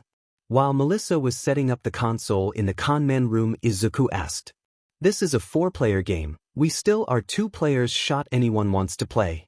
Me. I want to play, dude. Denki Kaminari is the name, Kaminari said. I want to play also, Mina said. Sure, let her set it up and then I can destroy you, Izuku said. You are going down, dude, Kaminari said. By the end of the day, they played that game for 2 hours while rotating players. Call it skill or luck, but Ochako, who was handling a controller for the first, won all the matches and was crowned the queen. While Izuku was crowned the king, only lost to Ochako. Melissa explained to Izuku what the class was doing during orientation. While Izuku told them what happened at the orientation. Everything considered, today was a good day, but the real challenge will begin tomorrow. At 7 in the morning, Aizawa Shoto was walking towards the principal office. The principal had called for him. Usually, he would be annoyed having a meeting this early, but he also wanted to talk to the principal about the Midoriya who was absent yesterday, so that he would not complain today. He reached the office, knocked, and went inside. Good morning, Shota. Morning, sir. What is the reason for this meeting? Aizawa said as he sat down. So the reason I called you is to ask, why did you think it was okay for 1A and yourself to skip orientation? Nizu asked while he started to brew some tea. Sir, I was conducting a test to check if the students were fit for the hero course, so I had them skip it, Aizawa said. So what you are saying is that the entrance exam I have said is flawed, and the orientation I told everyone to attend is a pointless ceremony? Nizu asked. What? No, sir. That's not what I said, Aizawa said. I know what you said. Nizu said, I am aware that the entrance exam is not perfect. Nothing in life is perfect, and sometimes students who should not become a hero pass. I don't have a problem with the test you took. The problem is with when you took it. Do you understand? Nizu said as he sipped on his tea. Yes, sir. I know we allow teachers to run their classes as they see fit, but there are limits to that freedom. You cannot ignore an order from your principal. If you wanted to conduct the test, you could have done it after the orientation, Nizu said. I understand, sir. It won't happen again, Aizawa said. And you can throw those expulsion papers of Midoriya in the dustbin, Nizu said, looking at the paper in Aizawa's hand. Sir, with all due respect, this kid was absent on the first day. I will stop you right there. Midoriya Izuku was sitting alone in the orientation waiting for his classmate. He was following the schedule that was provided. I will not expel a kid for following the rules. But dash. Dismissed, Nizu said as he finished his tea. Aizawa stood up and walked out. He knew there was no arguing with the principal when he was not drinking his tea. He looked at the papers and threw them in the dustbin as if they were useless now. Ochako arrived at the kitchen to have her breakfast. She was still a little tired. She slept late because of the game. She had no idea how she won all the rounds, but she won't complain. She was crowned the queen, and as for her king, he was making a bowl of cereal for himself. Morning, everyone, Ochako said with a smile while everyone responded to her greeting. Melissa also arrives behind her. Morning, Melissa said. Hey. Izzy, what is for breakfast? She said, looking at Izuku. Cereal and nothing else, Izuku said. Can you get me one bowl, Ochako? Do you want one? Melissa asked. I can take it by myself, Ochako said. Izzy can make 2 bowls. It's no problem, Melissa said. Ochako thought of saying something but saw Midoriya already making 2 bowls. So she just sat with Melissa to talk, and in time Midoriya arrived. 2 bowls of cereal. One for the evil queen, Izuku said as he gave one to Melissa, and one for my queen, Izuku said as he gave the other to Ochako. Ochako giggled a little with a little blush.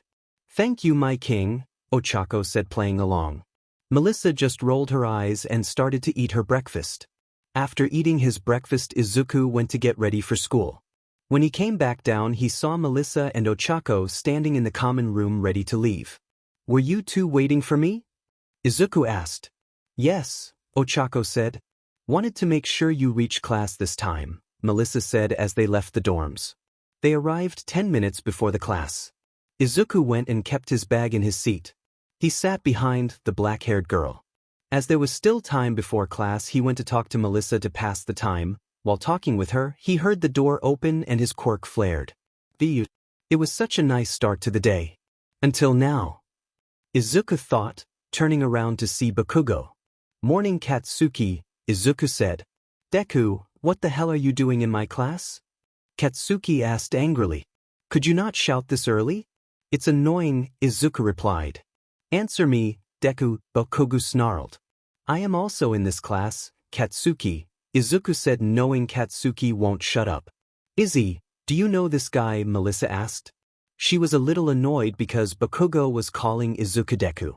Yes, we were classmates for 3 years in middle school. I've known him since we were babies, Izuku said as he looked around, seeing the class looking at him. Not wanting to stretch the matter, he tried to ignore him. Just ignore him, he's not important, Izuku said. Don't you effing look down on me, Deku? Bakugo said as he approached and held Izuku's collar. Hey, what the hell are you doing? Melissa shouted and stood up. Bakugo, this is not how a UA student should behave, Ida said as he also stood up. Shut up. This bass dash, Bakugo stooped as he felt Izuku grab his hand. Katsuki, should I remind you this is not Aldra where you can get away with this behavior. You are no longer the top dog, you are just a dog now. Izuku said as he made Katsuki release his collar. Before Katsuki could say anything, the door opened. Homeroom is starting, get into your seat, Aizawa said as he entered. Katsuki looked at Izuku and said, This is not over, Deku, and sat in his seat. Izuku also went to his seat, now annoyed that his morning was ruined. Melissa looked at him with a worried expression, even Ochako, and a few other classmates. The rest of the day till lunch was normal. Present Mike came to teach English. Izuku was sure Mike-sensei had at least 10 energy drinks before coming to class. Ectoplasm was already Izuku's favorite teacher as he taught science. Then came at midnight, the first thought that came to him was how she convinced Yue to let her wear her hero suit, and the second was why she thought it was a good idea. Izuku thought Midnight-sensei would just flirt around, but she had a great lesson for them. By the time lunch arrived, he was already tired, but the thought of having a lunch made by a hero gave him a little energy. He ordered curry as katsudon was not available today. He was looking for a place where his friends were. He found Melissa sitting with Ochako, Tsu, and Ida. They started eating when Izuku spoke up. By the way, Ida, I wanted to thank you for trying to stop Katsuki earlier, Izuku said. No problem, Midoriya. He was acting like a delinquent, Ida said. Yeah, what was that JRK's problem calling you names? Ochako said. I should have punched that guy, Melissa said, mimicking a boxer and startling Ida. Violence is not the answer, Ida said, fixing his glasses. In simple terms, we don't like each other, Izuku said. He was so angry, just because he does not like you, Karo, Tsu asked. Azui-san about that. Call me Tsu, Tsu said. Okay, you can also call me Izuku, Izuku said. Tsu, he was not angry at that moment. That is how he behaves regularly. All that shouting was normal? Melissa asked while Izuku nodded. What did you even do to make him not like you? Ochako asked. I don't know, Izuku said. I should have punched that guy, Melissa said again. After that, Ida gave a big lecture to Melissa until lunch was over. I am here. All Might boomed. Coming through the door like a hero. All Might exclaimed, leaning through the door. The students gasped in surprise and awe. I can't believe it's All Might. Denki said in surprise. So he is a teacher here. This year is gonna be awesome. Ijiro said excitedly. Tsu had her finger on her cheek. Hey look, is he wearing his Silver Age costume? All Might marched toward the podium dramatically. I'm getting goosebumps. It's so retro, Mashireo said. All Might's shine is never-ending, Yuga said. Welcome to the most important class at UA High. Think of it as Hero 101. All Might's voice boomed. Here you will learn the basics of being a pro and what it means to fight in the name of good. Let's get into it. Today's lesson will pull no punches. As he pulled out a white card with the word battle written on it. Fight training, Katsuki said, grinning maniacally. All Might wasn't done yet. But one of the keys to being a hero is looking good. He pointed to a wall where built-in racks holding onto suitcases with the seat numbers of the students. These were designed for you based on your Quirk registration forms and the request you sent in before school started. Costumes, Izuku said. Get yourselves suited up and then meet me at training ground Beta. All Might said. Melissa was excited about the class. Her dad had sent her hero costume with some support items. She wore a black bodysuit, a utility belt with a support item her dad sent, and her full gauntlet which she designed. She walked out with the girls and moved towards ground Beta. Most of the boys had already arrived. Izuku and Ida were missing at the moment. They both arrived and she understood why they were late.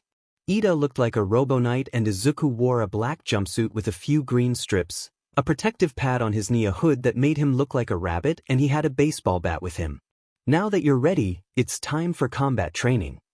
All Might's voice boomed as the students gathered in front of him in a group. Tenya raised his hand. Sir, this is the fake city from our entrance exam. Does that mean we'll be conducting urban battles again? Tenya asked. Not quite. I'm gonna move you 2 steps ahead. Most of the villain fights you see on the news take place outside. However, statistically speaking, run-ins with the dastardly evildoers take place indoors. Think about it: backroom deals, home invasions, secret underground lairs. Truly intelligent criminals stay hidden in the shadows. All Might explained. Well, in this training exercise, you'll be split into teams of good guys and bad guys and fight 2-on-2 indoor battles. All Might said, Isn't this a little advanced? So you asked. This exercise was given to me by your homeroom teacher as I am still new. He said that the best training is what you get on the battlefield. All Might said, but remember, you can't just punch a robot this time. You're dealing with actual people now. Sir, will you be the one deciding who wins? Momo asked. How much can we hurt the other team? Katsuki asked. Do we need to worry about the losers getting expelled like earlier? Ochako asked nervously. Will you be splitting us up based on chance or comparative skill? Tenya asked. Isn't this cape tray chic? Yuga asked, showing off his sparkling cape. I wasn't done talking. All Might said in frustration with a clenched fist. Listen up. All Might said as he opened up a script. A script? Melissa thought. The situation is this. The villains have hidden a bomb somewhere in their hideout. The heroes must try to foil their plan. To do that, the good guys either have to catch the evildoers or recover the bomb. Likewise, the bad guys succeed if they retrieve their payload or capture the heroes.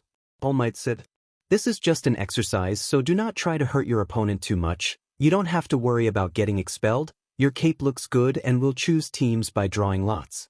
Isn't there a better way? Tenya asked. Think about it. Pros often have to team up with heroes from other agencies on the spot. So maybe that's the reason we're seeing that here. Izuku explained. Life is a random series of events, Tenya said. He bowed to All Might. Excuse my rudeness. No sweat. All Might said as he turned around. Let's draw. Team Fako and Melissa. Team B Mizo and Shoto. Team C Minoru and Momo. Team D Katsuki and Tenya. Team E Mina and Yuga. Team F Rikido and Koji. Team Denki and Kyoka. Team H Fumikage and Tsuyu. Team Mashireo and Toru. Team J Hanta, Ijiro and Izuku. Tenya raised his hand. Sir, Team J has 3 people. Will it not be unfair to the other teams? Sometimes you will be outnumbered while fighting. The team that has to fight them has to figure out a way to deal with that situation, All Might said. Ochako looked excited about being on a team with Melissa. Wow, what are the chances? We're a team. Let's do our best and win this exercise, Melissa said with a smile. All Might put his hands inside the villain and hero lot boxes, trying to fish out the first teams to start the training. I declare that the first teams to fight will be these guys. He took out 2 balls from the boxes labeled D and A. Team A will be the heroes. Team D will be the villains. Everyone else can head to the monitoring room to watch. Good luck you two, Izuku said with a smile. Thanks, Izzy. Thank you. Tenya walked into the room with the fake weapon. Even though this is training, it pains me to be aligned with criminal behavior. So this is the weapon we must protect. Tenya said, walking up to the fake weapon and knocking on it. Fake, of course. While Tenya was busy inspecting the fake bomb, Katsuki was lost in his world. That Deku thinks he is better than me. I will see how he will smile when I roast his beach alive, Katsuki thought with a sadistic smirk. You think they expect us to remember this building's floor plan? It's so big, Ochako said as she and Melissa were going over the layout of the building.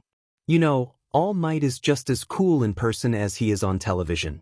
I'm glad he's not threatening us with some kind of punishment like Mr. Aizawa. We can relax. You got your wish by the way. Wish? Melissa asked confused. Punching that JRK, Ochako said. Oh, you are right, Melissa said with a smile. Let's begin the indoor combat training. Team A and Team D, your time starts now. All Might's voice boomed through the loudspeaker.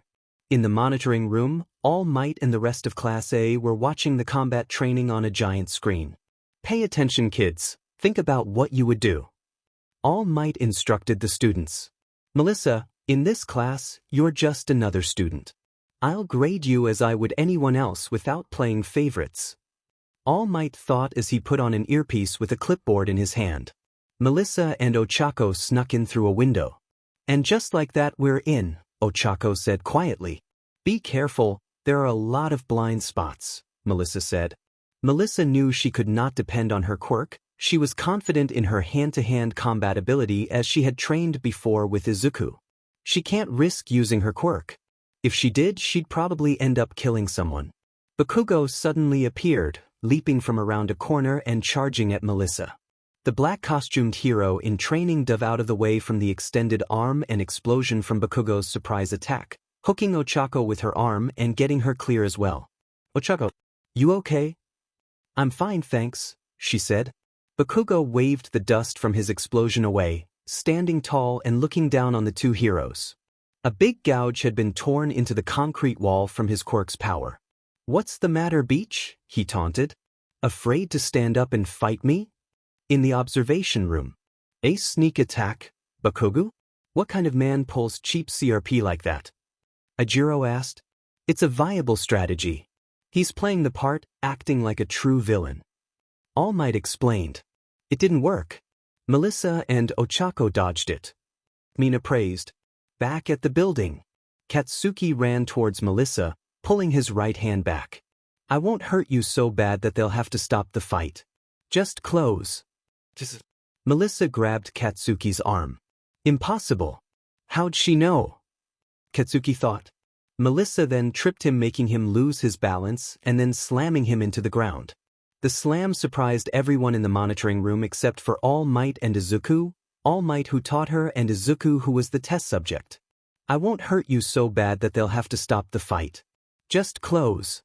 Melissa said it this time. You Beach. Katsuki said, standing up.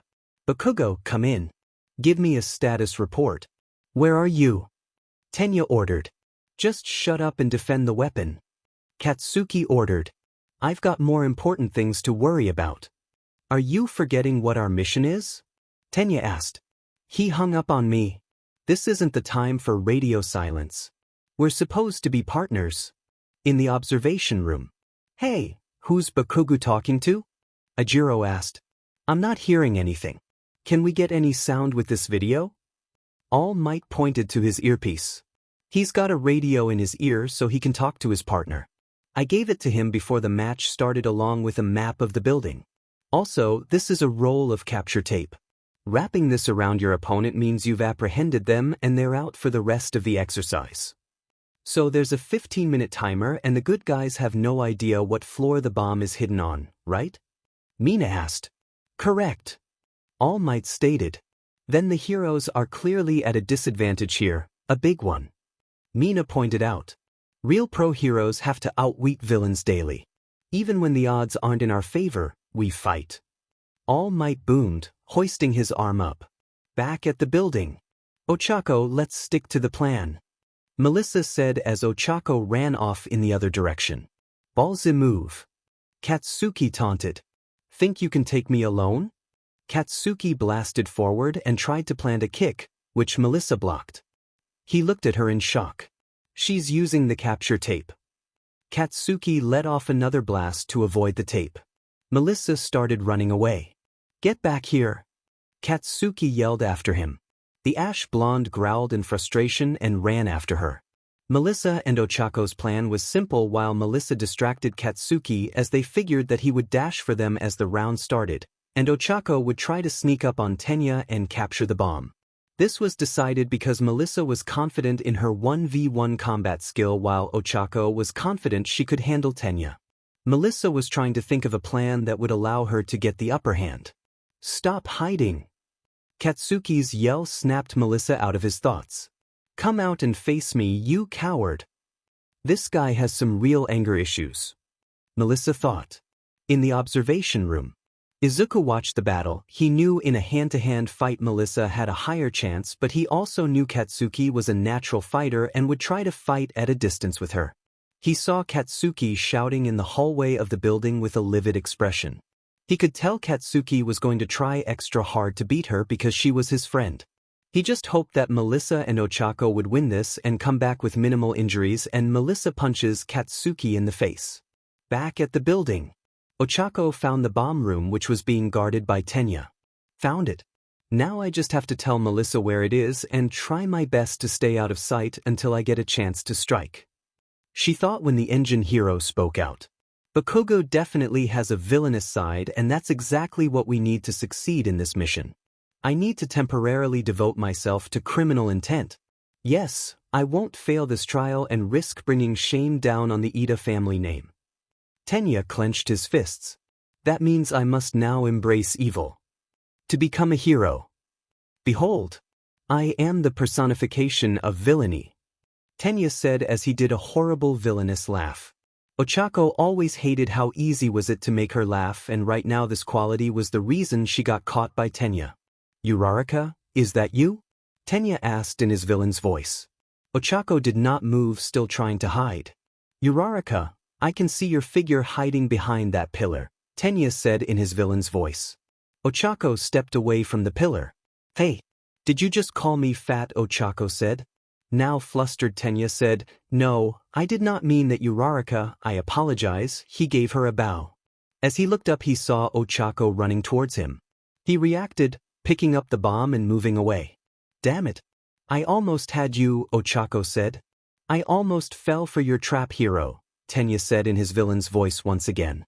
"I knew you would come here alone the instant Bakugo ran off by himself. Your quirk allows you to float anything that you touch, but I prepared for that by hiding every object in this room for you to have nothing to use against me, do-gooder," Tenya said as he pointed at Ochako. "My dastardly tricks have rendered you helpless. You blundered, hero." "He is playing the part," Ochako said. Melissa? I'm here. How's it going?" "Ida knows that I'm here." "Sorry," Ochako said through her comms. But now he's monologuing. "Where are you?" "Near the middle of the 5th floor." Melissa looked up. "Right above me. We probably don't have much time left now. We have to finish this fast or they win."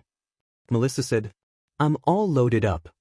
She heard Katsuki say, "What does that mean?" Izuku asked, "Why aren't you using your quirk? Don't tell me you're underestimating me, Beach."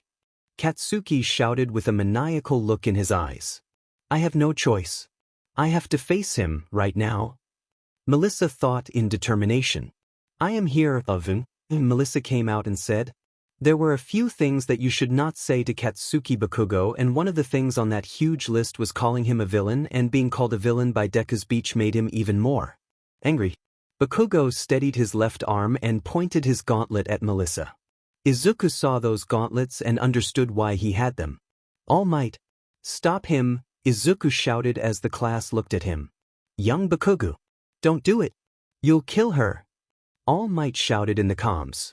"She'll be fine as long as she dodges," Katsuki exclaimed with a maniacal look in his eyes. He took out the pin and a giant explosion was released from his gauntlet, destroying the walls towards Melissa. The explosion made the building quake. Tenya and Ochako felt it from the floor above them. Everyone in the monitoring room felt it as well. Come in, Melissa," All Might called. "I will kill that bastard if something happens," Izuku said. "Is that even allowed?" Melissa asked in disbelief. "Melissa, are you okay?"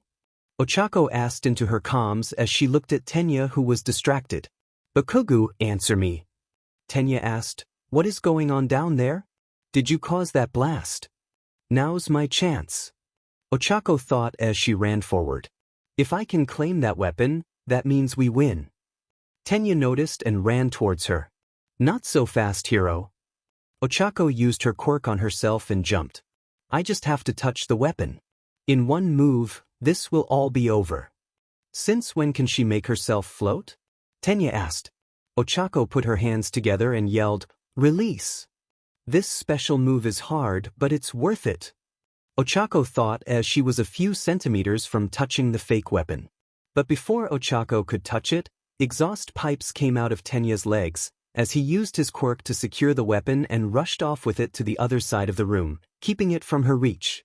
Admirable attempt, but your quirk's no threat if you can't touch anything. I can easily keep this weapon out of your reach until time runs out. Tenya said. Melissa put her hand to her comms. Come in, what's the situation? It's not good. Ochako exclaimed in panic. Katsuki looked unhinged. Are you ignoring me again? I'll get your attention. All Might, isn't this getting out of hand? Izuku asked. All Might thought for a second and called out into the mic, Bakugo, use that stored-up power again on your classmate and I'll stop this fight. Your team will lose. Huh? Katsuki exclaimed in shock. To employ such a strong attack indoors is inviting the destruction of the stronghold you should be protecting. All Might stated. That's a poor strategy whether you're a hero or a villain. The penalty would be a massive loss of points. Fine then. Katsuki yelled out as he rocketed towards Melissa with his explosions.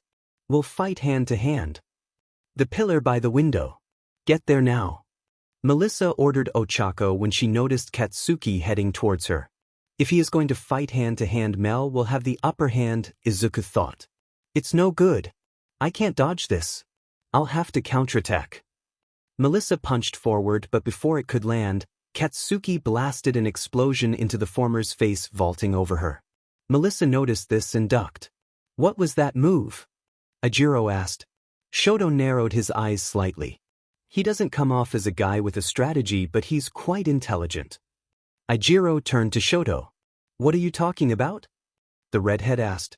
He changed his trajectory while in midair using a blast that doubled as a smokescreen. Shoto explained, but the girl is also good at reading her opponent's move-like required skills. Why won't you use your diamond quirk against me? Still think you can stop me without it? Katsuki asked. I don't need it to defeat someone like you, Melissa said, hoping he would charge her. Katsuki ran towards Melissa. She could see he was going for a right hook. She was going to buy Izuku a meal for teaching her this move. Melissa took the blast head-on and grabbed his arm. Melissa did a judo flip on Katsuki and created distance between them. You beach. Katsuki stood up but felt something missing from his hand. Looking at Melissa, he saw his other gauntlet, which was now pointing at him while Melissa gave a sinister smile. Fire it, Mel, Izuku shouted. Young Melissa. Don't do it. All Might shouted in the comms. He'll be fine as long as he dodges. Melissa said. Katsuki saw this and tried to dodge it. When he heard, you are lucky I am trying to be a hero, Melissa said as she pointed right above her head. Ochako now. Melissa shouted. Right. Ochako said as she grabbed onto a pillar. Katsuki understood what was going to happen. He tried to stop it, but it was too late. Melissa pulled the pin. The explosion caved the floors and ceiling above it, thus destroying the structure of the building. What's happening? Tenya asked in shock. Ochako used her quirk on the pillar she grabbed and used it. This is it. Sarida. She swung the pillar like a baseball bat while shouting, improvised special move, the Comet Home Run. And the debris shot forward towards Tenya. In the name of villainy, I demand that you stop this. Tenya shouted. While Tenya was distracted by the debris flying at him, Ochako jumped across the chasm. She called out, Release! While in midair, grabbing hold of the fake bomb and saying, I got it. Did I not say, I don't need a quirk to defeat you? Melissa said looking at Katsuki.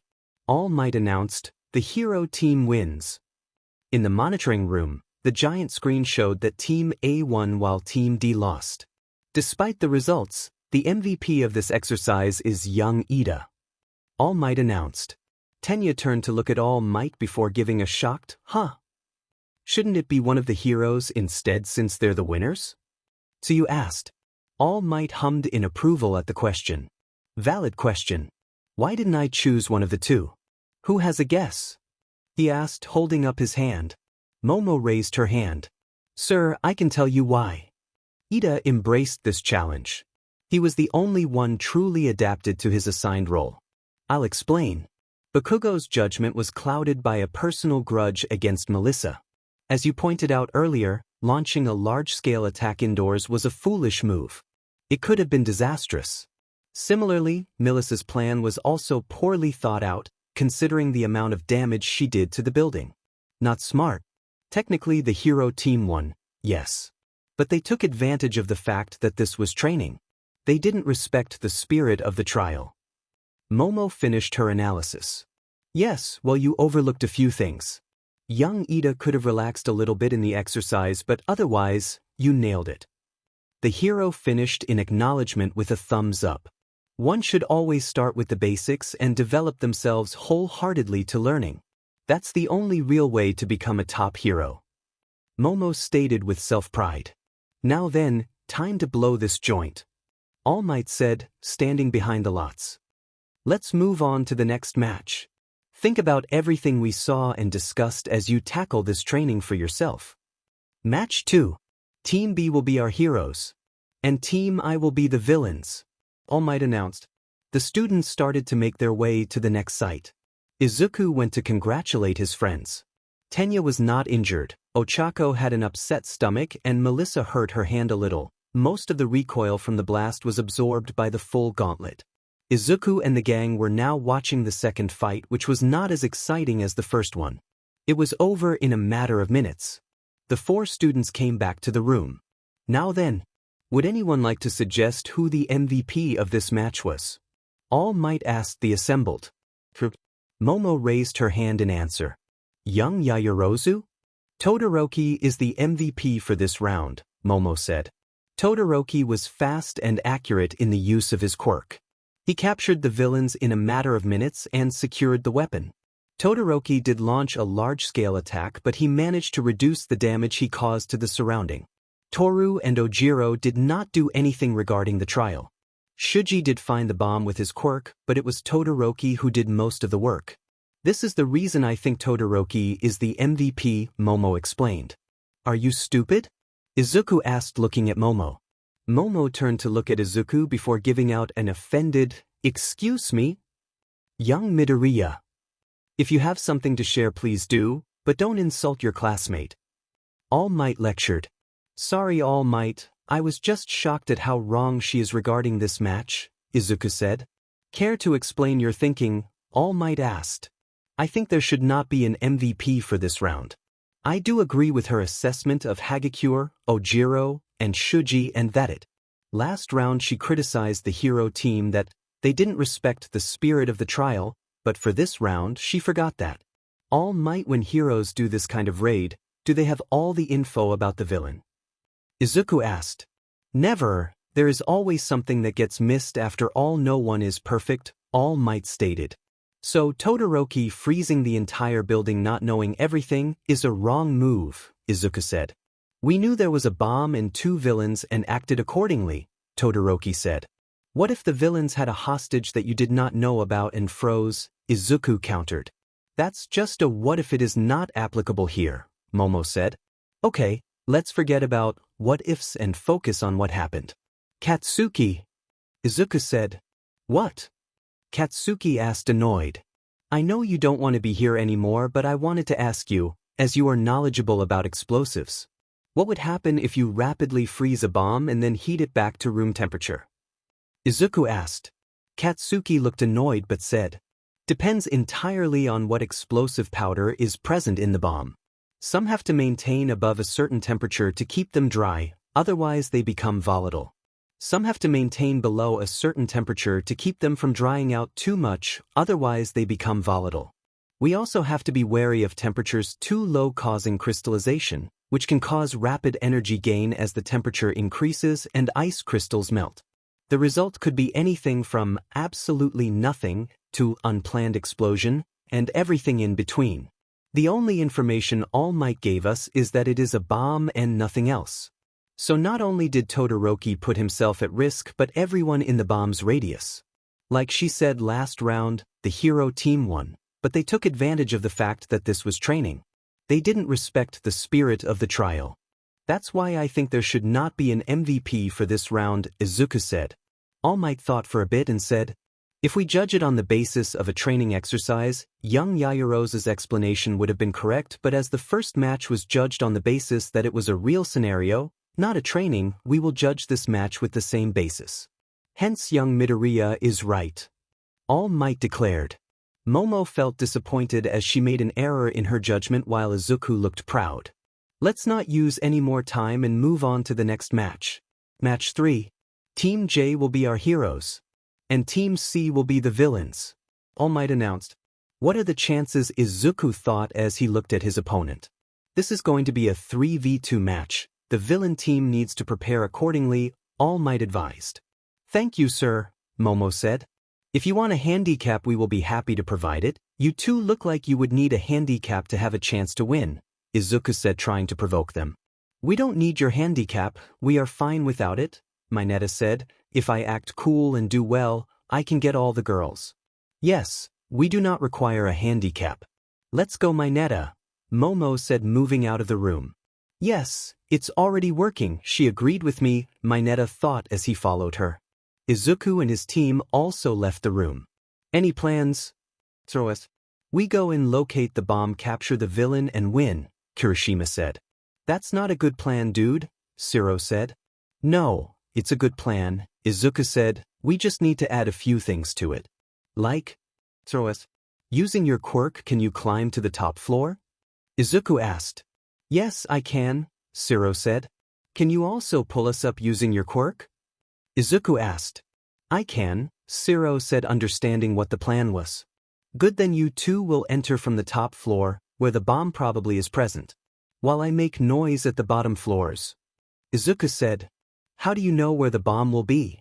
Kirishima asked. Taking a guess, based on the last 2 rounds, Izuku said as Kirishima nodded. While they were making their plan, Momo and Mineta were busy laying traps in the building. They knew head-on they would lose, so they had to capture at least one of them to increase the chance of their victory. Mineta covered the stairs with his quirk to stop anyone from passing through. Momo made sensors and placed them on the door, windows, and hallway. She was not going to let anyone enter the room. Okay, let's begin.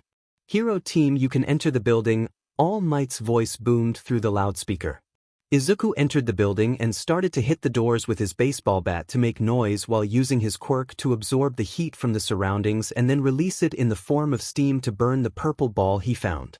Try to be as quiet as possible and watch out for traps, Izuku said into his comms. Yes, Siro said as he was pulling up Kirishima. One of them is on the ground floor trying to reach the first floor, Momo said into her comms as she was monitoring the radar. I am not sure where the other 2 are. As long as I am here, you don't have to worry. They will not get past my ball, Mineta said. K, be careful, Momo said, not liking how he framed that sentence. She is worried about me, Mineta thought with a smile. Clang clang. Momo could hear these sounds coming from below. They were loud and irritating her. Momo was still worried about not being able to locate the other 2, but she would guard the bomb for now.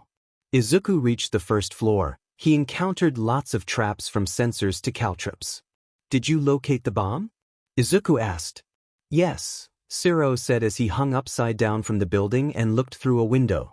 As you guessed, it's on the top floor, Siro whispered into his comms. How does it look? Izuku asked. Some caltrops, sensor, and purple ball, not sure what those do? And the girl is guarding it, not sure where the purple guy went, Siro said as Kirishima pulled him up.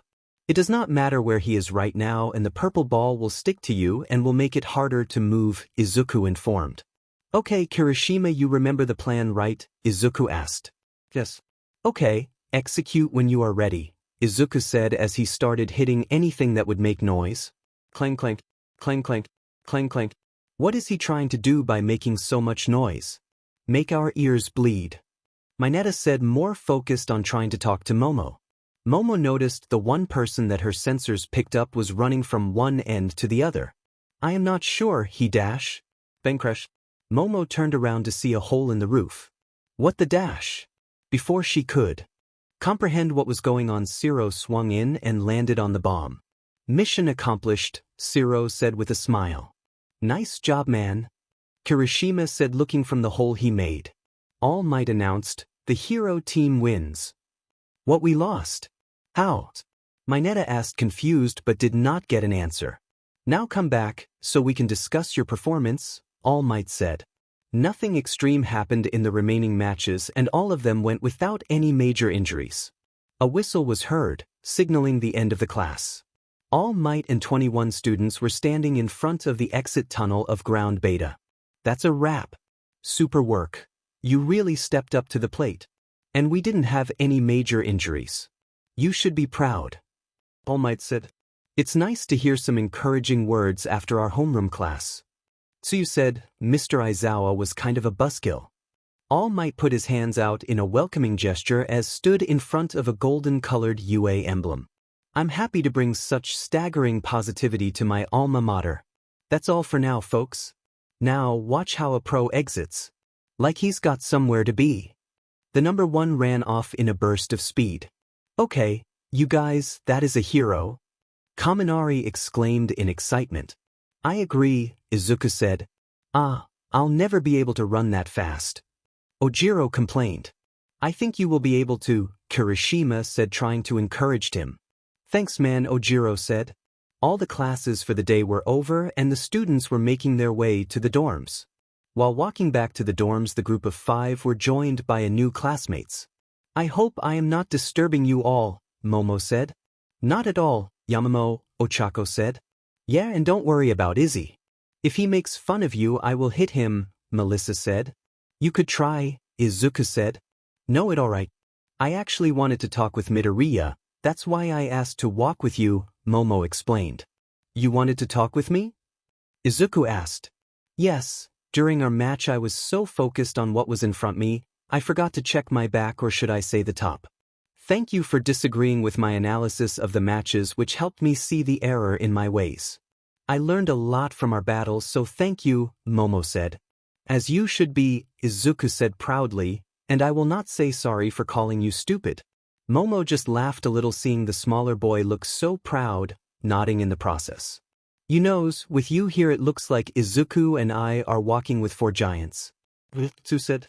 It's not our fault you two are small, Ochako said. Hey, I'm not small. I am above average. Izuku said.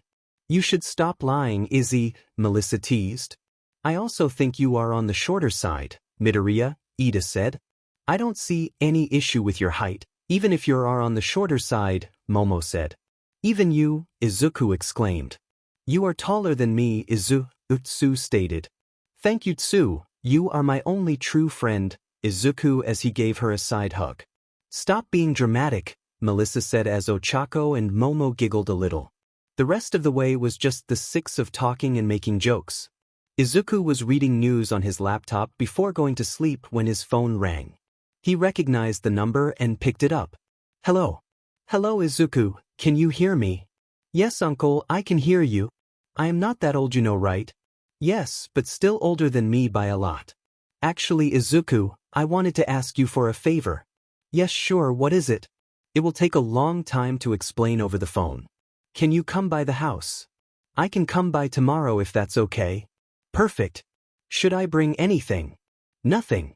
Okay, we'll drop by tomorrow then, bye. Bye. UA was on high alert. Someone had destroyed the front gate and the UA barrier. 3 of the school's teachers and the principal stood in front of UA's entrance. Where there used to be a wall made of steel, it now only has ruins. How were the ordinary press members able to do something like this? Asked Midnight. I might have some idea, answered Power Loader, looking around the ruins and noticing how it was destroyed. Hey, new guy. Is this like your quirk? He asked. A man around 20 to 22 years old with light blue hair and red eyes, replied, "It is similar, but whoever did it has no control over their quirk. I can tell by looking at the remains." Young Tenko, nice observation. Now the question remains, was it an accident or intended to be a declaration of war? This has to be related to All Might. After all, the news that All Might has been hired as a teacher at UA surprised the nation.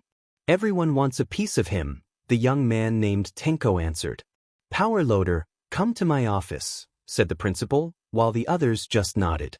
"Namuri and Tenko, patrol the campus, and if you find any disturbance, report it in." "Yes, Nizu sir." "Sure, Nizu." For Izuku the day was going bad. First Aizawa-sensei gave very light remarks about yesterday's training. Then during lunch, the security breach happened which made him drop his food and Mike-sensei gave a ton of homework. There were few nice things that happened, first being that Tenya and Momo were chosen as class rep and vice rep, and at the end of this week, the class will take a trip to USJ. Right now he was heading to the teacher's office to get permission to leave the campus. Usually, permission is not required, but because of breach it was needed today. After he got permission he left to meet his uncle. It took him 30 minutes to reach a pastry shop which was owned by his uncle. When he entered he was greeted by his uncle and aunt. Today was a slow day for the shop, so his uncle took a break and went out with Izuku. "So, what are you hiding?" Izuku asked. "What do you mean?" the older man replied. "If it was just a simple request you would have asked me at the house, but you took me out of the house. So what is it?" Izuku said. "I am that obvious," his uncle sighed. "You know Kyoko's birthday is near and I wanted to do something special." "I am not sure I am the right guy to plan a birthday," Izuku said. "Oh, I know. I still remember you trying to plan Soul's birthday." His uncle laughed, remembering the event. "By the way, where is Soul? Did he manage to get into UA like you?" "Yes, he did. That moron missed his flight back, so his stuff has arrived at UA, but he himself is a week late." Izuku said. "That's good," his uncle said. While walking they had arrived at the beach. Looking at the beach he said, "So the reason I called you is because of this place. This beach was the first place I met Kyoko and I wanted to celebrate her birthday here, but as you can see there is so much trash here." Takoba Municipal Beach was still a garbage dump. Even if he and Melissa worked to clean it, they combined were only able to clean 75% of the beach, and in between the exam and today, he would say 60% of beach is clean. "You want me to help you clean this beach before her birthday?" Izuku asked. "Yes, you and also Soul," his uncle said. "Aunt Kyoko's birthday is in 2 weeks, right?" "Yes." "And you think we can clean all of this in 2 weeks?" Izuku asked. "I have hope. Let me call Soul, he might have an idea about how to clean all this in 2 weeks. Izuku picked his phone up and dialed him. "What do you need?" "Takoba Municipal Beach in 20 minutes. After saying that much Izuku hung up the phone. "Let's get something to eat while Soul arrives," Izuku said. "Sure," his uncle replied. He knew that this is how they talked to each other. Soul and Izuku were like brothers. Even if they only met each other few times each year, they trusted each other very much. Izuku met Soul when they met each other for the first time. They did not like each other because Izuku liked All Might while Soul liked Endeavor. Izuku wanted to be a hero who makes people smile while Soul wanted to scare the shit out of the villains. They did not go to the same school, one liked sweet foods and the other liked spicy foods. The only reason Izuku and Soul became friends was because Soul believed in Izuku's quirk and both went to the same park to play. Izuku does not remember how and when they both became friends, but it happened and he was glad. They were eating some fried rice when Soul arrived. "Next time at least tell me the reason," Soul said. Soul and Izuku had the similar build. Soul was 2 centimeters taller than him and had black hair, but the thing that stood out about Soul's appearance was his eyes, which were pitch black with no pupils. If Izuku had to describe Soul's face, he would say Soul looked like a horror movie ghost. "You would have not come then," Izuku said. "Hello, Soul." "Hello, Uncle Izumi," Soul said as he sat down taking the bowl of fried rice. Izuku explained the situation to Soul. "It's impossible," Soul said. "Let's not lose hope," Uncle Izumi said. "It's not about that. Let's say we help you, which we will, no doubt, but you have to run a cake shop and we both have school and we only have 2 weeks, not even that, take 10-day max, Soul said. There must be something we can do, Uncle Izumi asked. We need more people, Izuku said. We need people who don't have anything to do all day so that they can help us for free, Soul said. It doesn't sound nice when you put it like that, Uncle Izumi said. It doesn't, but that what required, Soul said. Do you have any idea then? Izuku asked. No, Soul said. How many people would we need? Uncle Izumi asked. How much time did it take for you and that girl to clean that much area? Soul asked. 9 months. Me and Mel cleaned about 75%, but the trash has increased since last time. I would guess 60% is cleaned, Izuku said. It took 274 days for 2 people to clean 75% of the beach. To complete 35% of the work in 10 days, we would need about 29 to 30 people, Soul said. Not only people, we would need a way to take care of the trash, Izuku said. Finding that many volunteer would be tough, Uncle Izumi said.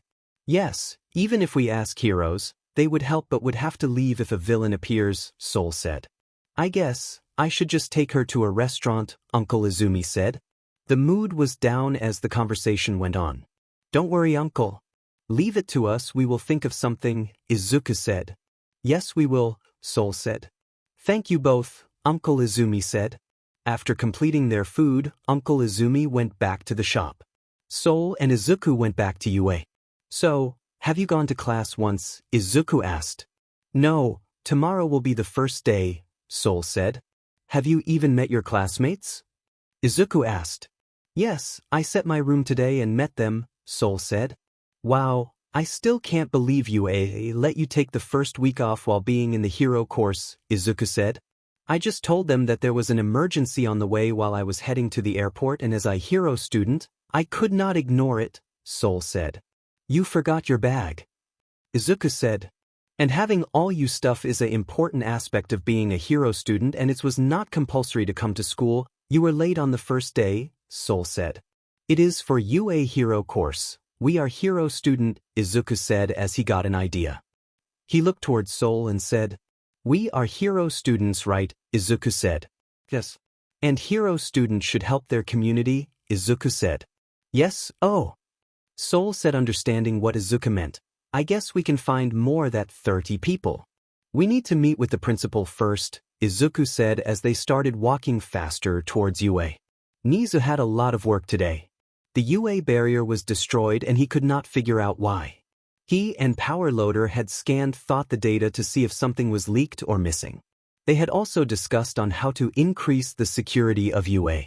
As their new teacher pointed out, that the incident was related to All Might, he did not doubt that.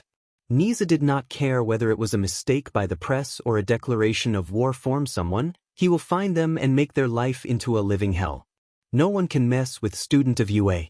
Speaking of student, 2 of the most interesting one were making their way to his office. Both passed the exam without using their quirk, given one did not use it and others does not work on robots, but both did impress him. Izuku and Soul waited outside until they were called. Good afternoon both, it's me, Nizu said. The one who could be a mouse or a dog or a bear, though the only important thing is, I'm the principal. So what can I help you with today?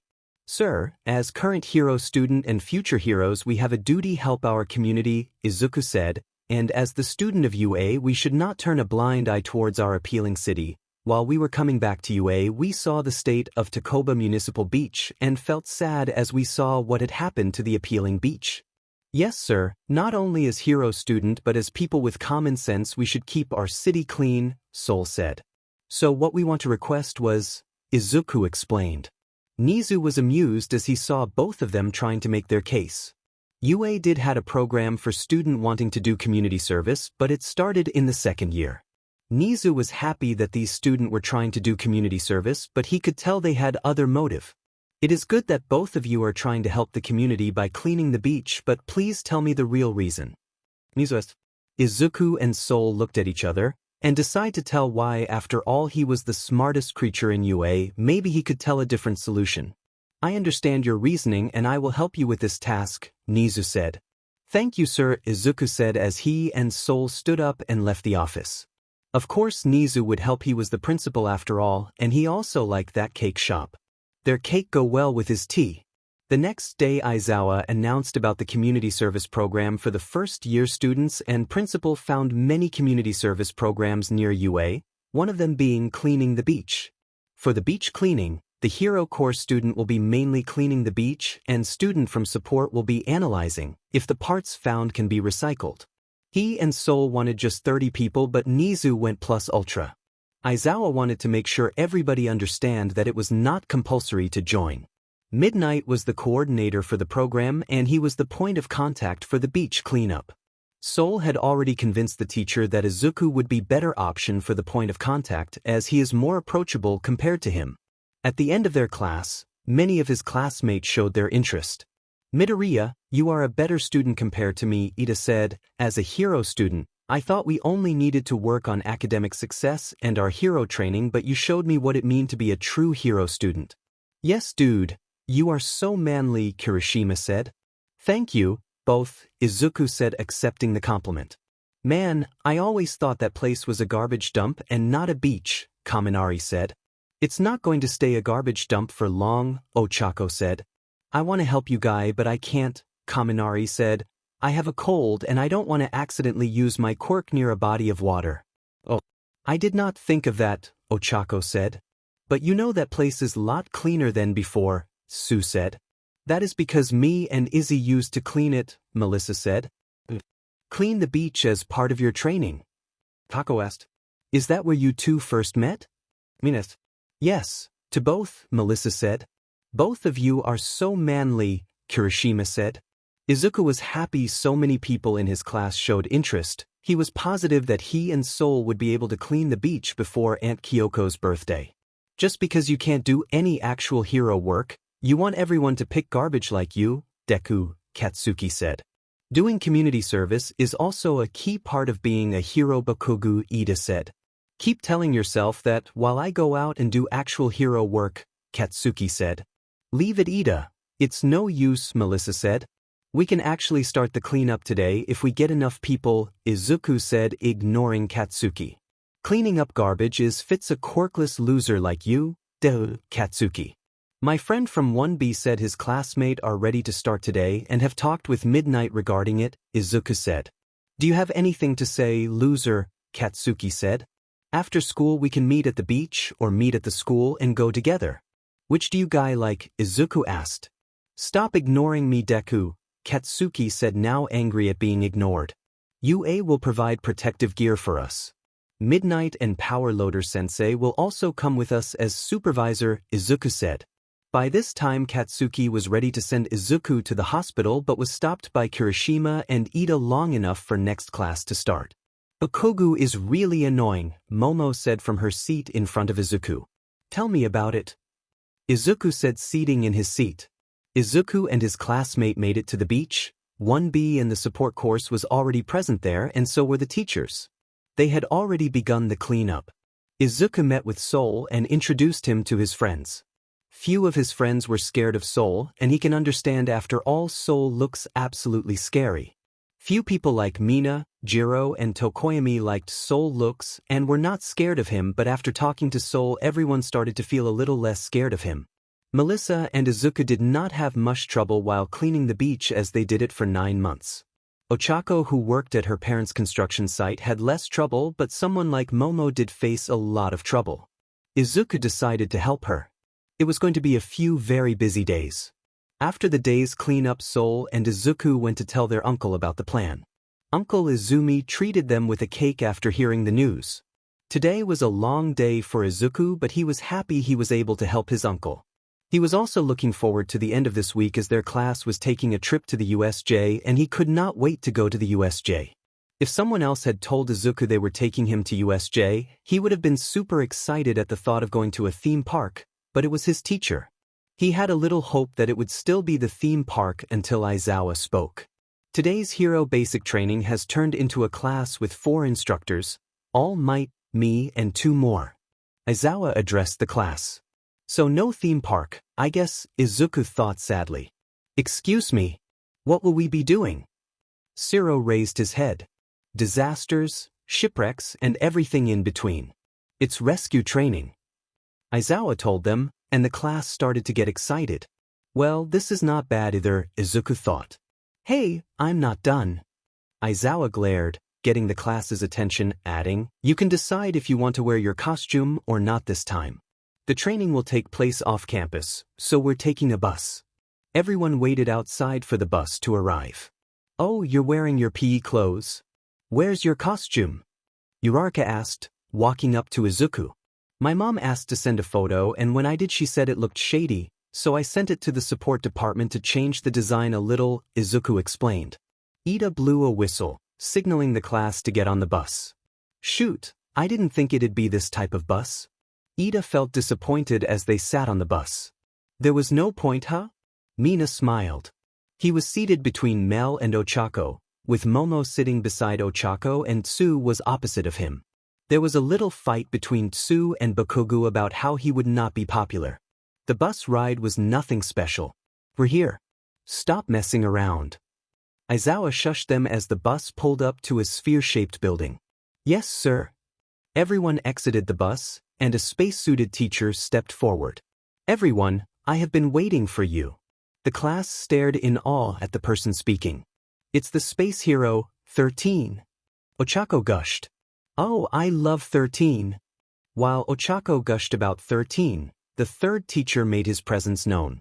A man around 20 to 22 years old, with light blue hair and red eyes said, Hello everyone, the name is Tenko Shimura. I am a new teacher at UA and the new combat instructor. Izuku was proud that he knew many heroes, but right now he could not recognize this man, so he raised his hand and asked, What is your hero name? It's Paragon, Shimura-sensei said. Now it was Momo's turn to ask a question as she raised her hand and asked, Then are you related to the floating hero, Paragon? She was my grandmother, Tenko-sensei said. Before anyone could ask more questions, Aizawa stopped them and told them to move. The class walked into the building, looking around in awe. Wow, it looks like Yusei, the class gaped. A boat sat in a pool of water, 13 explaining, a shipwreck? A landslide area. A landslide. A zone of fire. A fire. A storm inside of a zone. A windstorm. Etc. It is a training ground that I made with different types of accidents and disasters. It's called the Unforeseen Simulation Joint, or USJ, for short. 13 finished. 13, Tenko, where's All Might? He was supposed to meet us here. Aizawa asked 13. About that, 13 dropped their voice low to where the students couldn't hear, holding up 3 fingers, explaining, it looks like he did too much hero work on his way to work and ran out of time, so he's resting in the lounge. That's the height of irrationality. Aizawa sighed. Izuku picked up on the signal that 13 gave. He was not the only one, as Melissa also understood the meaning. Shall we begin? Aizawa said. 13 started explaining her quirk to the students and how it worked. Some of you also have quirks like that, right? 13 asked them when explaining that their black hole quirk can also kill. 13 explained that with one wrong step, someone could end up killed, and told them how the tests they've set up were to help them grow their strengths and learn their weaknesses. 13's so cool. Ochako beamed. All right, then, first dash, Aizawa started before getting cut off as the lights in the building flickering before a warp gate appeared in the middle of the building. A hand came out of the warp, revealing a man with a hand on his face. Gather together and don't move, Aizawa instructed his class. What's that? Kirishima asked, squinting his eyes to get a better look while more people started coming from the warp gate. Is this like the entrance exam where the lessons already started? Kirishima questioned as Melissa began to walk forward. Don't move, Tenko-sensei said as he started to remove his gloves. Those are villains. The class gasped as 2 giant bird monsters came from the warp. Eraserhead, 13 and an unknown, huh? The teacher's schedule we received the other day said that All Might was supposed to be here. A voice hummed. Where is he? I went through the trouble of bringing this whole. All Might, the symbol of peace. I can't believe he's not here. Young Imster, calm down, the mist guy said. I wonder if he'll come if we kill some kids? The man with hands on his face chuckled. What? Villains? No way. There's no way they could get into a hero school. Kirishima questioned as several other villains appeared from the portal. Momo made her way to the front, asking, Teacher, what about the trespasser sensors? We have them of course, but 13 replied. Did they only appear here, or around the whole school? Todoroki questioned. Some of the class looked at him, Todoroki explaining, either way if the sensors are not responding, that means they have someone with a quirk that can do that. An isolated area separated from the main campus during a time when a class is supposed to be here. They might be fools, but they're not dumb. This surprise attack was carefully planned with some sort of goal in mind. Aizawa fixed his headgear and said, 13, start the evacuation. Try calling the school. These villains even had something to counteract the sensors. Someone with radio wave-type powers may be interfering. He turned towards Denki and said, Kaminari, but received no response. Kaminari. Yes, sir. You try contacting the school with your quirk, too. Yes, sir. What about you, sir? Will you fight by yourself? With that many, even if you can erase their quirks. Eraserhead's fighting style is captured after erasing the enemy's quirk. A frontal battle, Melissa worried about Eraserhead. You can't be a hero with just one trick. Eraserhead explained. Before he left to fight, Eraserhead told 13, protect the children, 13. Eraserhead leaped, scaling the stairs to make his way to the villains. Shooting squad, let's go, a villain with gun finger announced. Who's that? Another villain questioned, her hair rising. I don't know. But if he thinks he can come at us from the front by himself. But then he's a huge idiot, the three villains declared, their quirks ready to fire. Eraserhead's eyes flashed, their quirks deactivated. My quirk. The gun-fingered villain gaped before he and the other two were wrapped up by Eraserhead's scarf. Eraserhead threw them into the air before slamming them back down into one another. 13, protect the students, I will also go down, Tenko said. Don't worry, students, let's run, 13 shouted. All the students started to make a run for the gates. Tenko also started to run down the stairs. While running down, he touched the stairs with his hands and destroyed a part of the stairs by turning it into dust.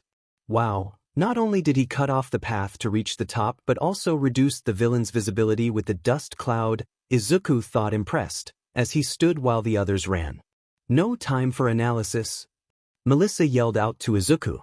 Izuku ran after the other for the entrance until a warp gate appeared in front of the class, stopping them. I won't let you, the warp gate vowed. Eraser, we missed one, Tenko said. Shoot. I just blinked once and the guy who looks like the most trouble got away. Aizawa thought, turning to get back to the entrance, but was blocked by the villains. Nice to meet you.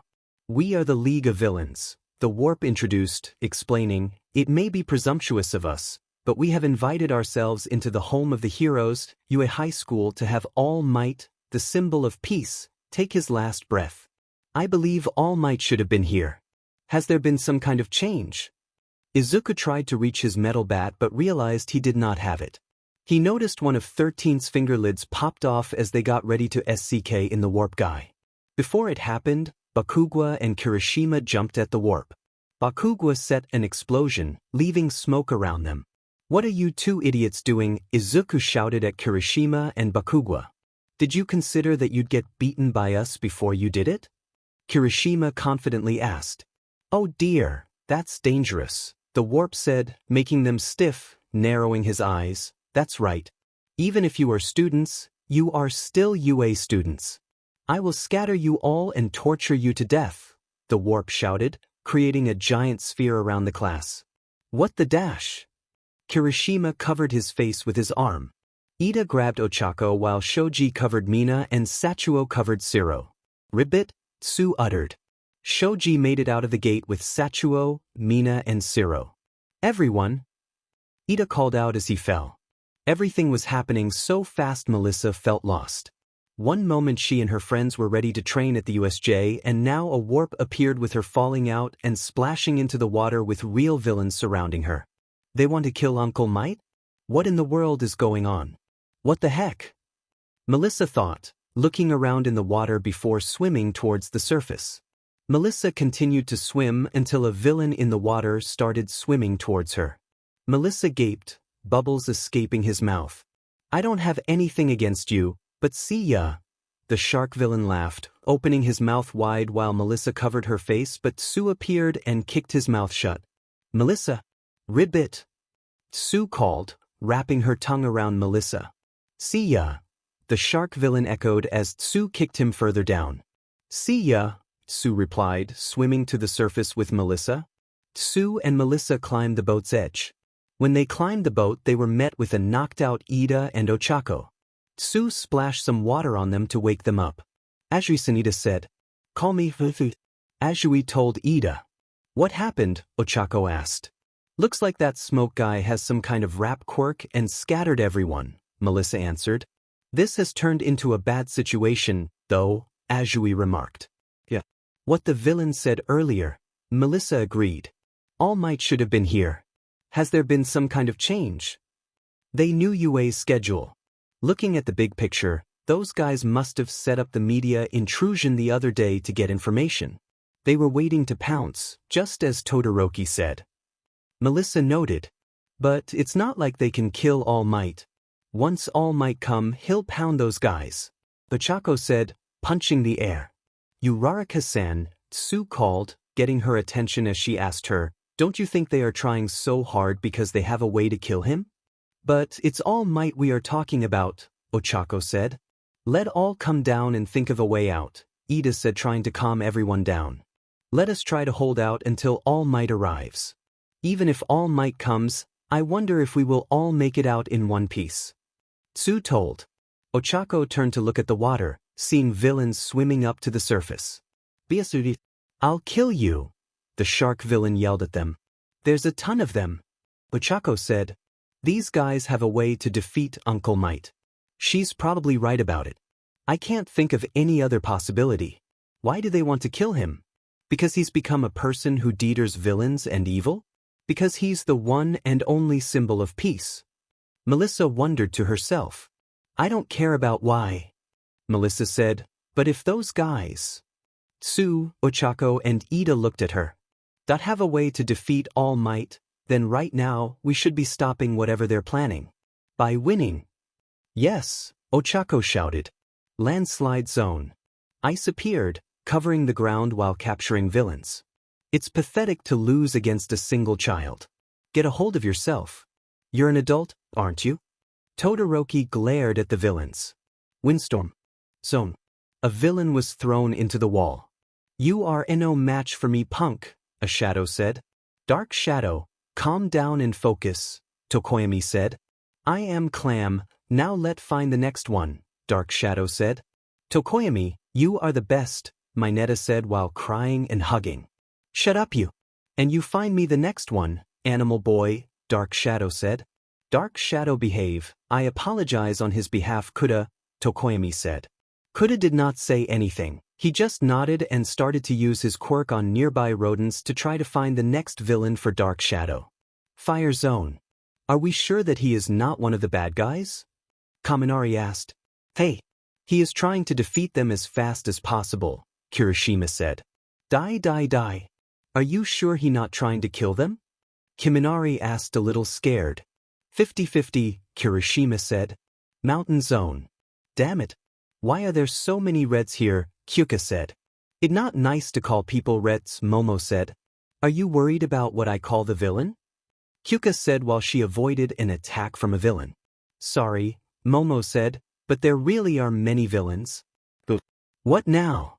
Kyuka shouted. From the smoke, they both saw a large figure. It was one of the bird monsters that came out of the portal. It let out a horrifying screech which made their ear bleed. "Now you two are dead," a villain tried to say but was smashed by the bird monster and killed. "What just happened?" Kyuka questioned, as she tried to stop the bleeding from her ear. Momo was not the type to act like a damsel in distress, but right now she wanted a hero to come and save her. At the entrance, Shoji turned two of his hands into an ear and an eye. "Shoji, is everyone here?" Mina asked. "Everyone's scattered, but they're all in this building," Shoji answered. "Sachuo, Siro, and Ashido let out a sigh of relief before paying back their attention to the warp gate. Demon it, physical attacks can't hit him, and he can warp things. His quirk's the worst. Zero cursed. Students. 13 called. Yes, Shoji and others turned to his teacher. I entrust this duty to you all. Run to the school and tell them about what is happening here. The alarms are not sounding and our phones don't have a signal. The alarm system is based on infrared rays. Even though Eraserhead is erasing quirks left and right, they are still not working, which means they must have someone with an interference quirk who hid right when they arrived. It would be faster for you to run than for us to find that person. 13 instructed. Okay, teacher. Satsuo, you are probably the fastest one among us with your quirk, Zero said. If you can go outside, there are alarms. That's why these guys are only doing this inside, right? Shoji told him, raising his fists to fight. As long as you go outside, they won't follow you.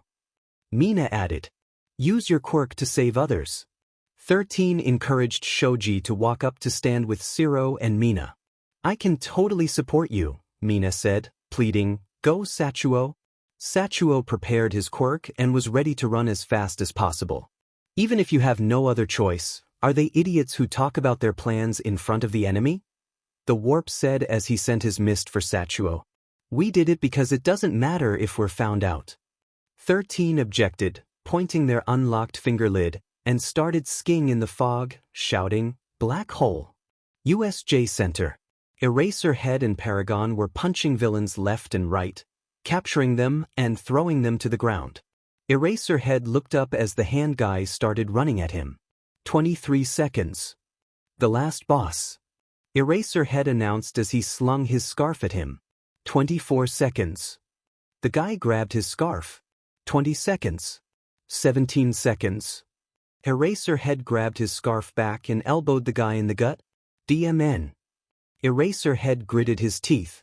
It's hard to see because you keep moving around, but there's an instant when your hair falls. The hand guy started, Eraserhead widening his dry eyes, the guy adding, that's when you've finished in action. The man had his hand on Eraserhead's elbow, starting to turn gray. And the space in between had gotten shorter and shorter. Don't push yourself, Eraserhead. Eraserhead's elbow skin started to decay. Eraserhead pushed the man away, his elbow hanging limply. Jumping back, Eraserhead thought, my elbow's crumbling. Eraserhead glanced behind him, seeing a villain try to attack before Eraserhead ducked, punching him away, and prepared for the next one before villains surrounded him. Eraserhead stood in the middle, breathing heavily while his elbow was in tremendous pain. That quirk isn't suited for fighting long fights against a large group, is it? Isn't this too different from your usual job? What you're good at is a short fight against a surprise attack, right? Even so, you jumped right in to fight us from the front. Was that to put your students at ease? The hand guy asked Eraserhead. A villain ran for Eraserhead, who dodged and captured him with his scarf as another villain came, Eraserhead using the other villain as a shield against the second. Eraserhead kicked and punched away villains before turning to the handed man. You're so cool. You're so cool, the hand man hummed, pausing to tell Eraserhead, by the way, hero? Eraserhead turned around to see the giant bird creature towering over him. Before facing the boss, you have to deal with his minions. Kill him, Nomu, the hand man said. Nomu lifted his hand to strike Aizawa, but his hand was turned into dust. I hope you guys did not forget about me, Tenko said. Nomu fell back with one of his arms turned to dust. Nomu, deal with Eraserhead. I will deal with this annoying no-name hero, the handman said as he ran towards Tenko. The Nomu, which had just lost his arm, started to regenerate it and started to move towards Aizawa in the blink of an eye. Blood and Eraserhead's now broken goggles flew into the air. Tenko, seeing the thing he just immobilized, stood up and walked like nothing happened, surprised him. It was only a moment, but it gave the handman enough time to close the distance between them and grab Tenko's head with his hand. Now die, the handman said, but nothing happened. What the hell? Before he could finish, Tenko kicked him and grabbed his hand to immobilize him. But again nothing happened. Why is my quirk not working? Tenko said. I could ask you the same, the handman replied. From the corner of his eye, Tenko saw the Nomu standing over Aizawa. He let go of the villain and tried to get Aizawa out of the battle. Not so fast, hero Gnome. In a second the Nomu was standing in front of Tenko. If I can't kill you, then he will, the handman said. UA Training Ground. Class 1B was having their hero costumes tested by their teachers Vlad King and Powerloader to find ways to improve their costumes. Man, I also wanted to go the USJ like 1A, Tetsu said. Getting our costume improved will help us in the long run, Kendo said to him. Yes, but still, think of all the cool things Class 1A could be doing, Tetsu said. Don't worry, after this our hero costume will be 100 times better than those Class 1A losers, Monoma said while laughing. Kendo hit him on the head with a chop. Kendo, don't hit him. He is half right, Suburaba said. Okay fine, but he still should not call, Kendo said. About them being losers, Suburaba said. Annoying Kendo more. Cut it out both of you, Kendo said to them. She turned around to see Soul and said, Soul, help me a little with these two. Hello Soul. Are you listening? Soul. Yes. I was asking for backup, is something wrong? Kendo asked. Yes, Soul replied and started walking towards his teachers. Vlad-sensei and Powerloader-sensei, Soul called out to his teacher. Yes, kid, Vlad replied. My quirk is telling me something horrible is happening in that direction. Soul said as he pointed towards USJ. What do you mean? Vlad asked a little confused. You know how my quirk works, and right now it is telling me something horrible is happening. What is in that direction? Soul said. Only the off-campus facility USJ, Powerloader replied. Can you check if everything is alright, please? Celeste. No problem kid, we'll give Aizawa a call, Vlad said, as he dialed Aizawa's number. The phone rang for a bit before giving a voice note. The number you have dialed is temporarily disconnected. I will try 13, Powerloader said. I will try Paragon, Vlad said. But both phones gave the same reply but got the same reply. The number you have dialed is temporarily disconnected. Vlad and the Powerloader started to get a bad feeling. The students who were nearby also started to get a bad feeling. I will go inform Nizu, you stay with the kids, Powerloader said. As he started to move towards Nizu's office. Kendo walked up to Soul and asked, Hey, is everything okay? Soul looked her in the eyes and said, No. The number you have dialed is temporarily disconnected. All Might placed down his phone. I can't reach Aizawa. Whatever the reason, I am neglecting my teaching duties because of what happened outside of work hours. I did something very foolish.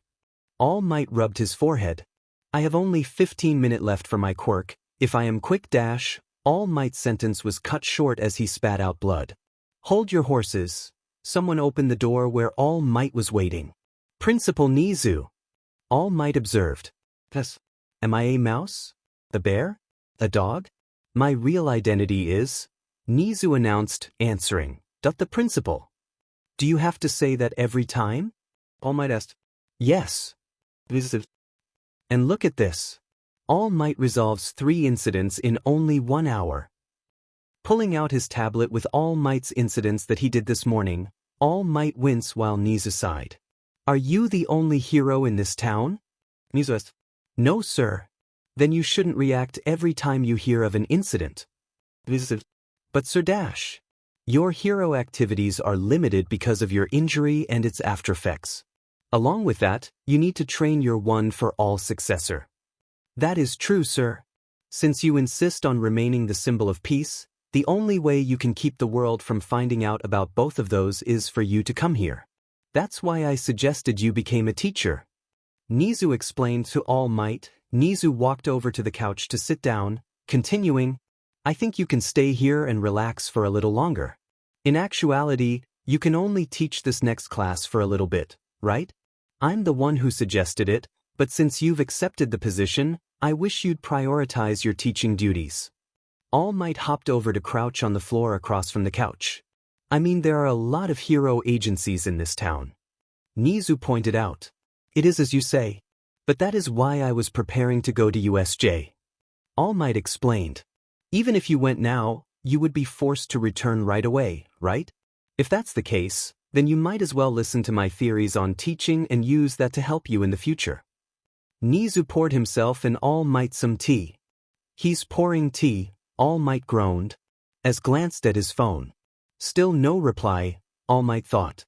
First of all, regarding the vulnerability and responsibility of being both a hero and teacher, Nizu started. You haven't changed at all either, sir. All Might sighed. Nizu stopped and said, Come in. Power Loader came in and saw both of them. He gave All Might a little nod and then turned towards Nizu and said, Hello, sir. One of Vlad's students, Quirk, told him something bad is happening in the direction of the USJ. Me and Vlad tried to call the teachers but can't reach them.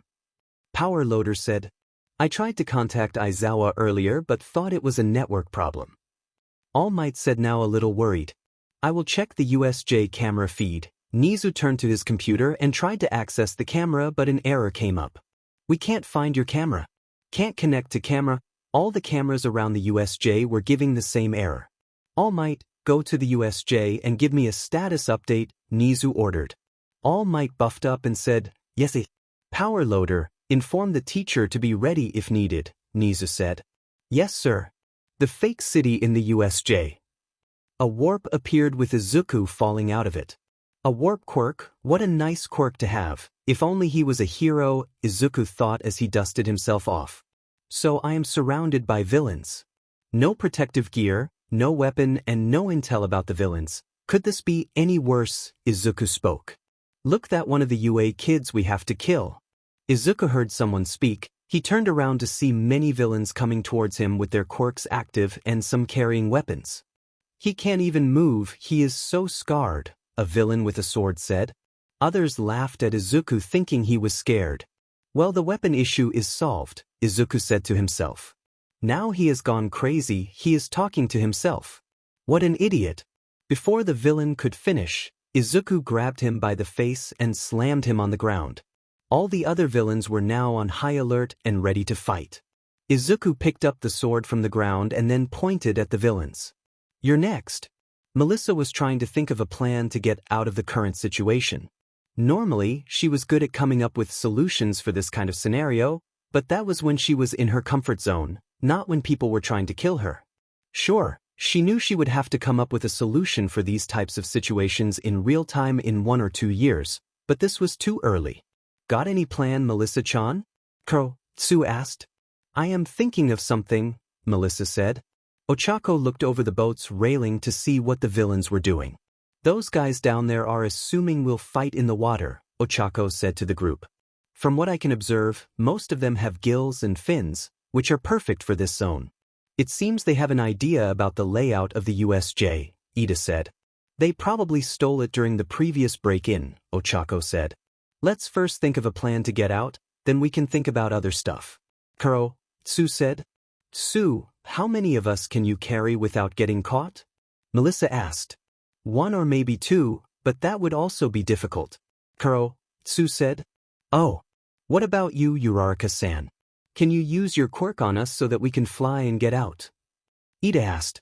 I can barely keep myself in the air for 20 seconds without getting nauseous. I think if I push myself, I can float all of us about 4 to 5 seconds. 5 seconds is not enough time, Ida said. It is easier for me to use my quirk on non-living objects than living, Ochako said. What about the boat, Ochako? Melissa asked. Can you use your quirk on this boat, and then Ida can use his quirk to blast us out? Melissa said. I could do that, Ochako said and looked at Ida for his input. I could also do that, Ida said. Okay, let's do this. Melissa said. It's a good plan, but... Tsu tried to say something, but a huge hand of water formed in front of them, ready to destroy the boat. No. Time for your question.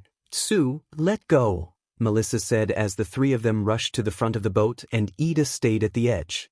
Ochako used her quirk on the boat, and Ida then used his engine to blast them out of the water. Take that, you villains, Ochako shouted. Yeah. Melissa said happily as they had escaped the villain. Their happiness was short-lived, as panic overtook them when the frog girl spoke.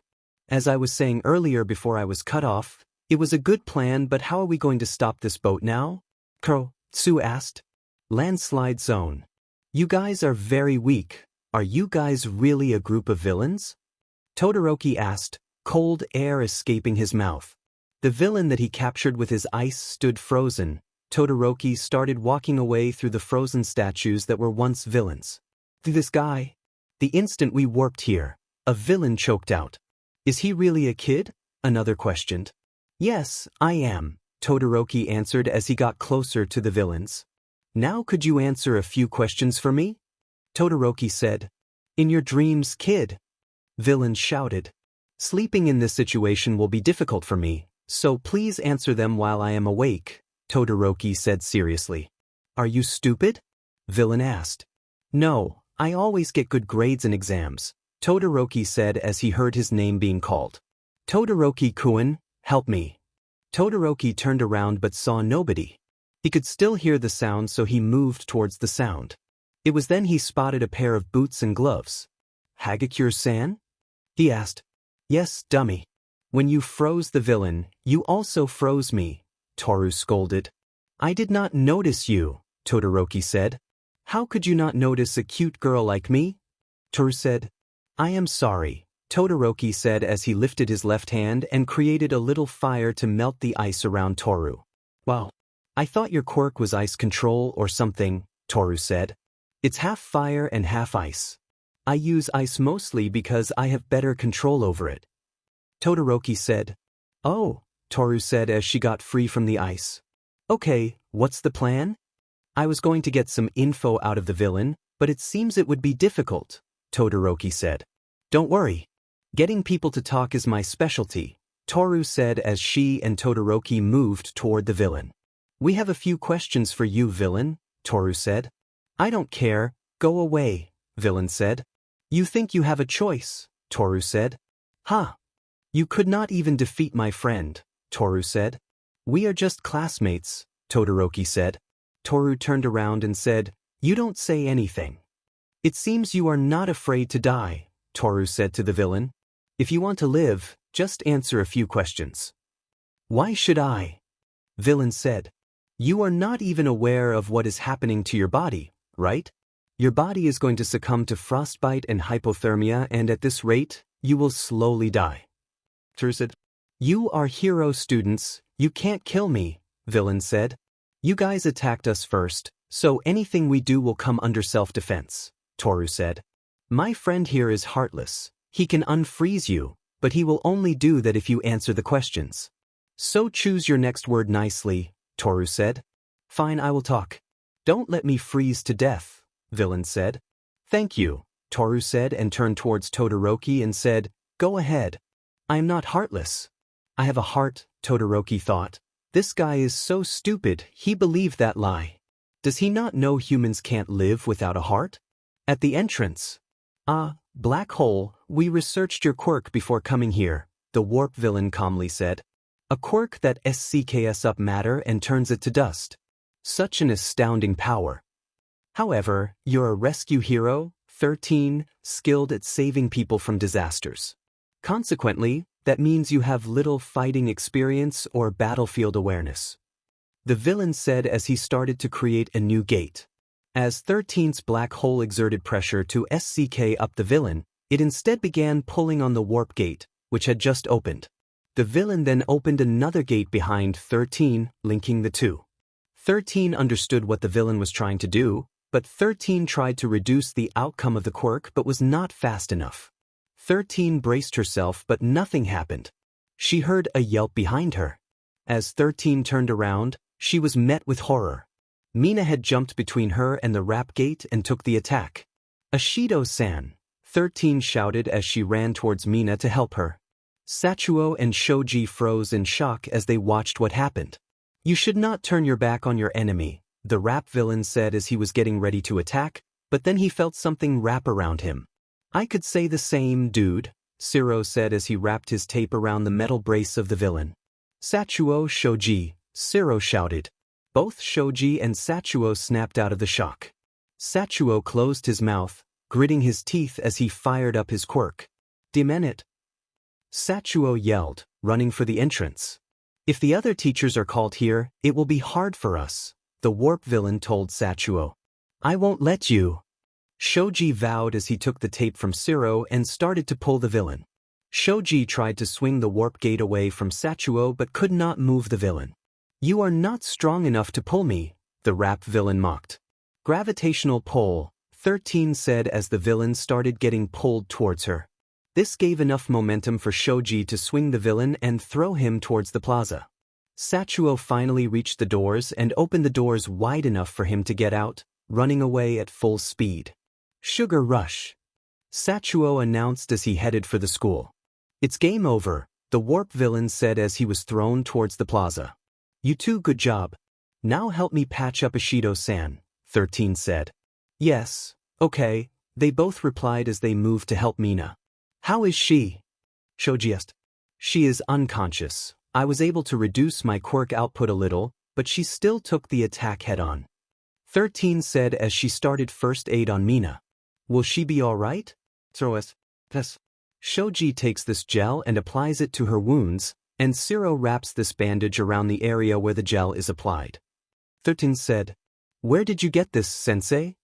Siro asked as he started to wrap the bandage. I am a rescue hero, 13 said. Mountain zone. Momo was running, looking for a place to hide. She had lost a lot of blood and had one of her hands broken. She was carrying an unconscious Kyuko with her, and she was only half conscious. What with that bird monster? It is killing everyone, Momo thought as she was looking for a place to hide. Her body finally gave out with the amount of blood it had lost. The last thing she saw was the bird monster moving towards them before she also lost consciousness. Nomu was a creature of instinct, and it was given a single task by his MSTR to kill everything, and it could not disobey that order no matter what. It killed another villain who was running away. Nomu spotted two girls falling and moved towards them for the kill. Nomu moved based on its instinct, and those instincts were warning it of a dangerous presence behind it. Nomu turned around and spotted a boy with green hair moving toward it. He had a sword that was shining bright yellow. As the boy reduced the distance between them, Nomu let out a monstrous roar and started running towards the boy, even if Nomu's instincts were telling it to run away. Nomu could not run. Nomu could not disobey the MSDR's order. Izuku was sure that the thing that was running towards him was not natural. He sensed 4 different heat signatures from the monster. Izuku had never sensed 4 different heat signatures from a single entity. The best guess he could come up with was that 4 people were fused to create that thing. The Nomu reached Izuku and pulled its fist back to go for a punch. Izuku parried the attack, spun around, and hit the Nomu with the sword. When the sword made contact with Nomu, it burned Nomu's hand and body. Nomu's regeneration quirk activated and healed the injury. Nomu retaliated by kicking Izuku. He blocked the Nomu's attack with the sword but was sent flying back. Again, the contact with the sword burned the Nomu. Regeneration, what an annoying quirk, Izuku thought as he got ready to attack. In an instant, Izuku reduced the distance between them. The Nomu was fast enough to react and swing his fist backward to hit Izuku. Izuku dodged the attack by ducking under. Izuku took this opening to slice the Nomu hand off. The Nomu did not flinch after losing an arm. Instead, it swung its other hand and punched Izuku. That hurts you, Bisidi, Izuku shouted after getting punched. Izuku stood up and looked at the Nomu, who just finished regenerating the lost limb. This is not going anywhere. It can even regenerate a lost limb. Izuku though. He looked around to spot Momo and Kyoka. Their body is warm. That means they are alive. I need to finish this fight fast, Izuku thought as he got ready to attack again. Hey, Bird Biesterdy, do you know the difference between these villains and you? Izuku said as he pointed the sword toward the running Nomu. I won't go to jail for killing you, Izuku said as he parried the Nomu's attack and stabbed the sword into Nomu's body. Full release, Izuku released all the heat through the sword into Nomu's body. Nomu was reduced to ashes. The sword in his Izuku hand melted, and the area around him also melted. The backlash from the quirk also burned Izuku. Izuku walked towards Momo and Kyoka to check their condition. Momo's costume was also burned because of Izuku's quirk. He removed his jacket and covered Momo with it. His clothes were DNA-coded so they could handle the backlash of his quirk. He had sat down to check the girl's condition. Izuku did not have enough energy to move right now. If he uses his quirk anymore, it will backfire on him. He would try to recover a little stamina and try to patch the girls. Izuku heard a huge explosion in the distance and hoped no one got seriously hurt. USJ Center. Nomu twisted Tenko's wrist, screaming in pain as blood rolled down his hand. Your quirk is similar to mine, so we share the same weakness. If we restrain your hands, you will be useless, the handman explained to Tenko, who glanced up to look at Nomu before the Nomu slammed his hand down on his arm, breaking it. No matter how many times I turn this thing to dust, it just regenerates itself, Tenko thought.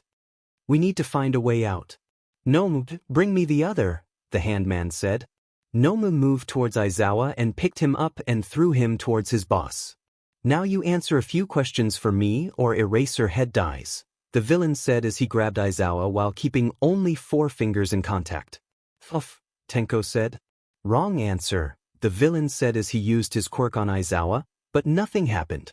The villain turned towards Aizawa and saw his eye flashing red. I won't die so easily, Aizawa said. The villain let go of him and then signaled the Nomu. Nomu grabbed Aizawa and Tenko's heads and smashed their heads into the ground, shattering the cement. Nomu, deal with the knockoff. I will kill Eraser Head, the hand villain said as he moved towards them. As they were moving towards Aizawa and Tenko, Nomu stopped and looked in a different direction. Noticing this, the villain also turned. What is it? Why did you ush? Before he could finish his sentence, a boat slammed into him and the Nomu. Is everybody all right? Ida asked as he freed himself from the wreck. Somehow, Melissa said as she helped Sue get out. Karo, Sue responded. We are alive. Ochako shouted as she jumped out of the wreck. Ochako moved to help Ida when she smelled something. Guys, the boat is going to explode. Run. Ochako shouted as all 4 ran away from the boat. The boat exploded. As the 4 were running away, they spotted Aizawa and Tenko and stopped to help them get to safety.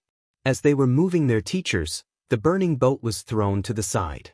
It was the Nomu that had thrown the boat, and behind him was the hand villain. How dare you throw a boat at me?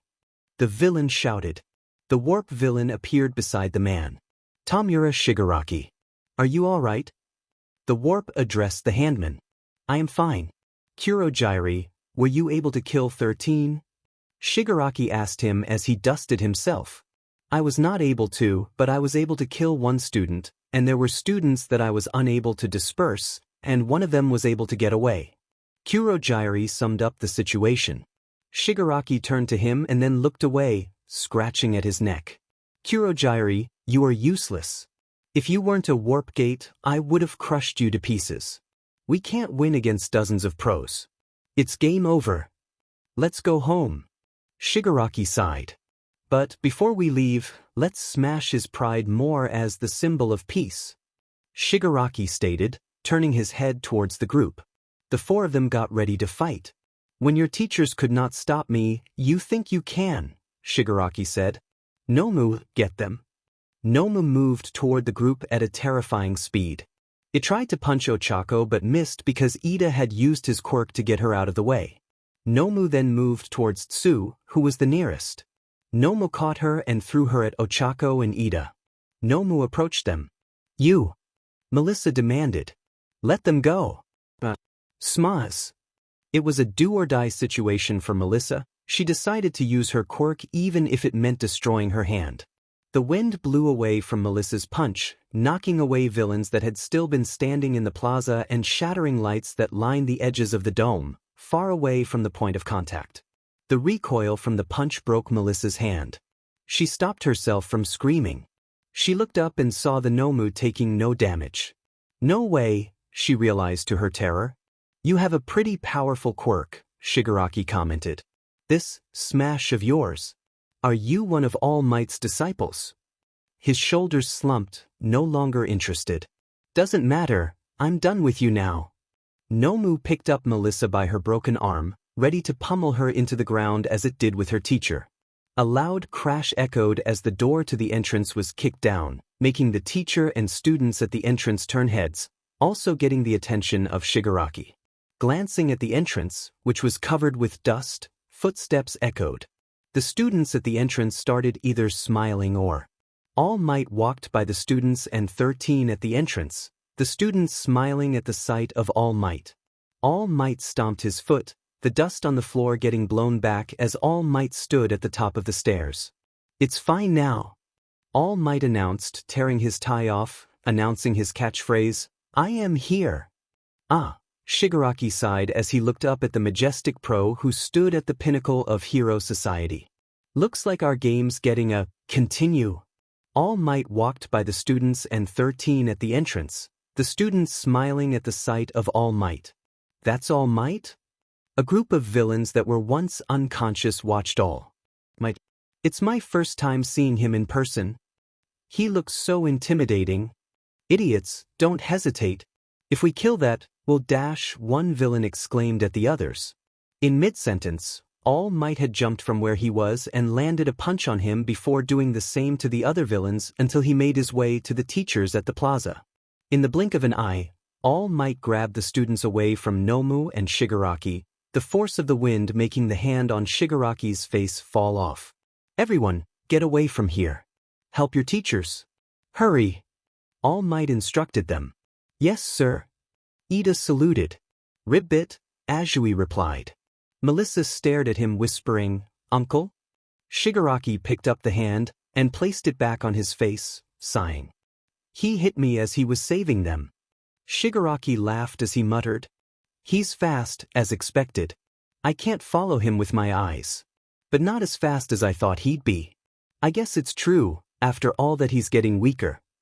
Melissa, holding on to her broken arm, said, "Uncle, I punched that bird with my full power but he didn't even twitch. Please be careful." "Melissa!" All Might interrupted. Holding a peace sign, All Might smiled, "It's fine." All Might then turned to Nomu and Shigaraki, running at them at full speed. "Carolina!" "Nomu!" Shigaraki summoned, Nomu standing in front of him. Smash! All Might sliced the air with his hands, sending the water flying, but Nomu didn't budge. It looked up at All Might before trying to grab at him, who ducked in time, commenting, "It seriously has no effect at all, huh?" All Might punched at Nomu's gut this time, but it still wouldn't budge. In that case, All Might punched Nomu in the face multiple times before it roared at him, reaching to grab him. All Might jumped back, questioning, "It doesn't work on his face either, huh?" Nomu caught up to All Might, the two of them exchanging blows. "It doesn't work because of shock absorption. To cause damage to Nomu, it would be most effective to gouge out his flesh slowly. Whether he'd let you do that or not is a different issue though." Shigaraki laughed.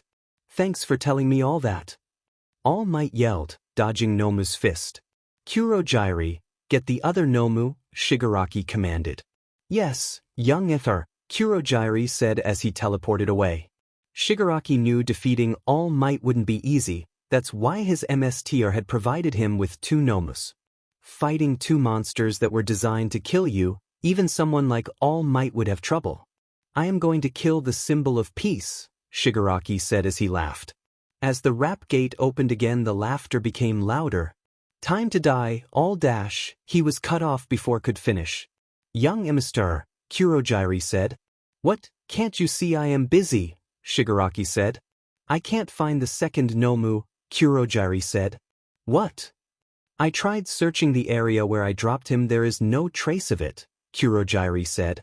"Look again, without the second Nomu it will not be." Both of them looked where the sound came from and saw All Might, who had just buried the Nomu into the ground and rendered it useless. "Let's retreat," Shigaraki said, making a split-second decision after seeing his plan crumble. "As you wish," Kurogyri said as he opened a portal to escape. Just as fast as they appeared, they disappeared. Nizu was standing at the USJ door and he was enraged. Someone not only attacked his student but also got away with it. Currently, he was thinking of multiple ways to destroy the villains. Some ideas were within the bounds of the law and others would get him arrested, but for his students and staff, he was not afraid to use them. 6 students were heavily injured: Melissa Shield, who broke her arm, Mina Ishido, who took a villain attack head-on, Momo Yaoyorozu, who lost a lot of blood because of her head injury, Kyoka Jiro suffered massive blood loss, Izuku Midoriya had first-degree burns and quirk exhaustion, and Katsuki Bakugwa suffered from quirk overuse. The rest of the students suffered minor injuries. 2 teachers were heavily injured, Shota Aizawa and Tenko Shimura. They were rushed to the medical wing by All Might and 13. They had captured 50 villains, but the Rap Gate villain and the leader got away. The villains ran away as soon as they realized that their plan failed. They had bought 2 Nomu, but for some reason, they could not find the second Nomu to fight All Might. They ran as soon as All Might buried the Nomu in the ground. The rest of the teachers were still looking for the second bioengineered creature. Nizu was going to destroy the League of Villains. You started it and now I will end you, Nizu thought. Izuku was on the way back home. Yue had called everyone's parents to get them home. He had met his friends before his mom arrived. Momo was getting healed by Recovery Girl, Melissa, who had woken up and offered Ochako to stay at her house as her parents could not make it to Yue in a day. Tsu was surrounded by her little sibling, and Ida was giving instruction on how to behave in a medical room.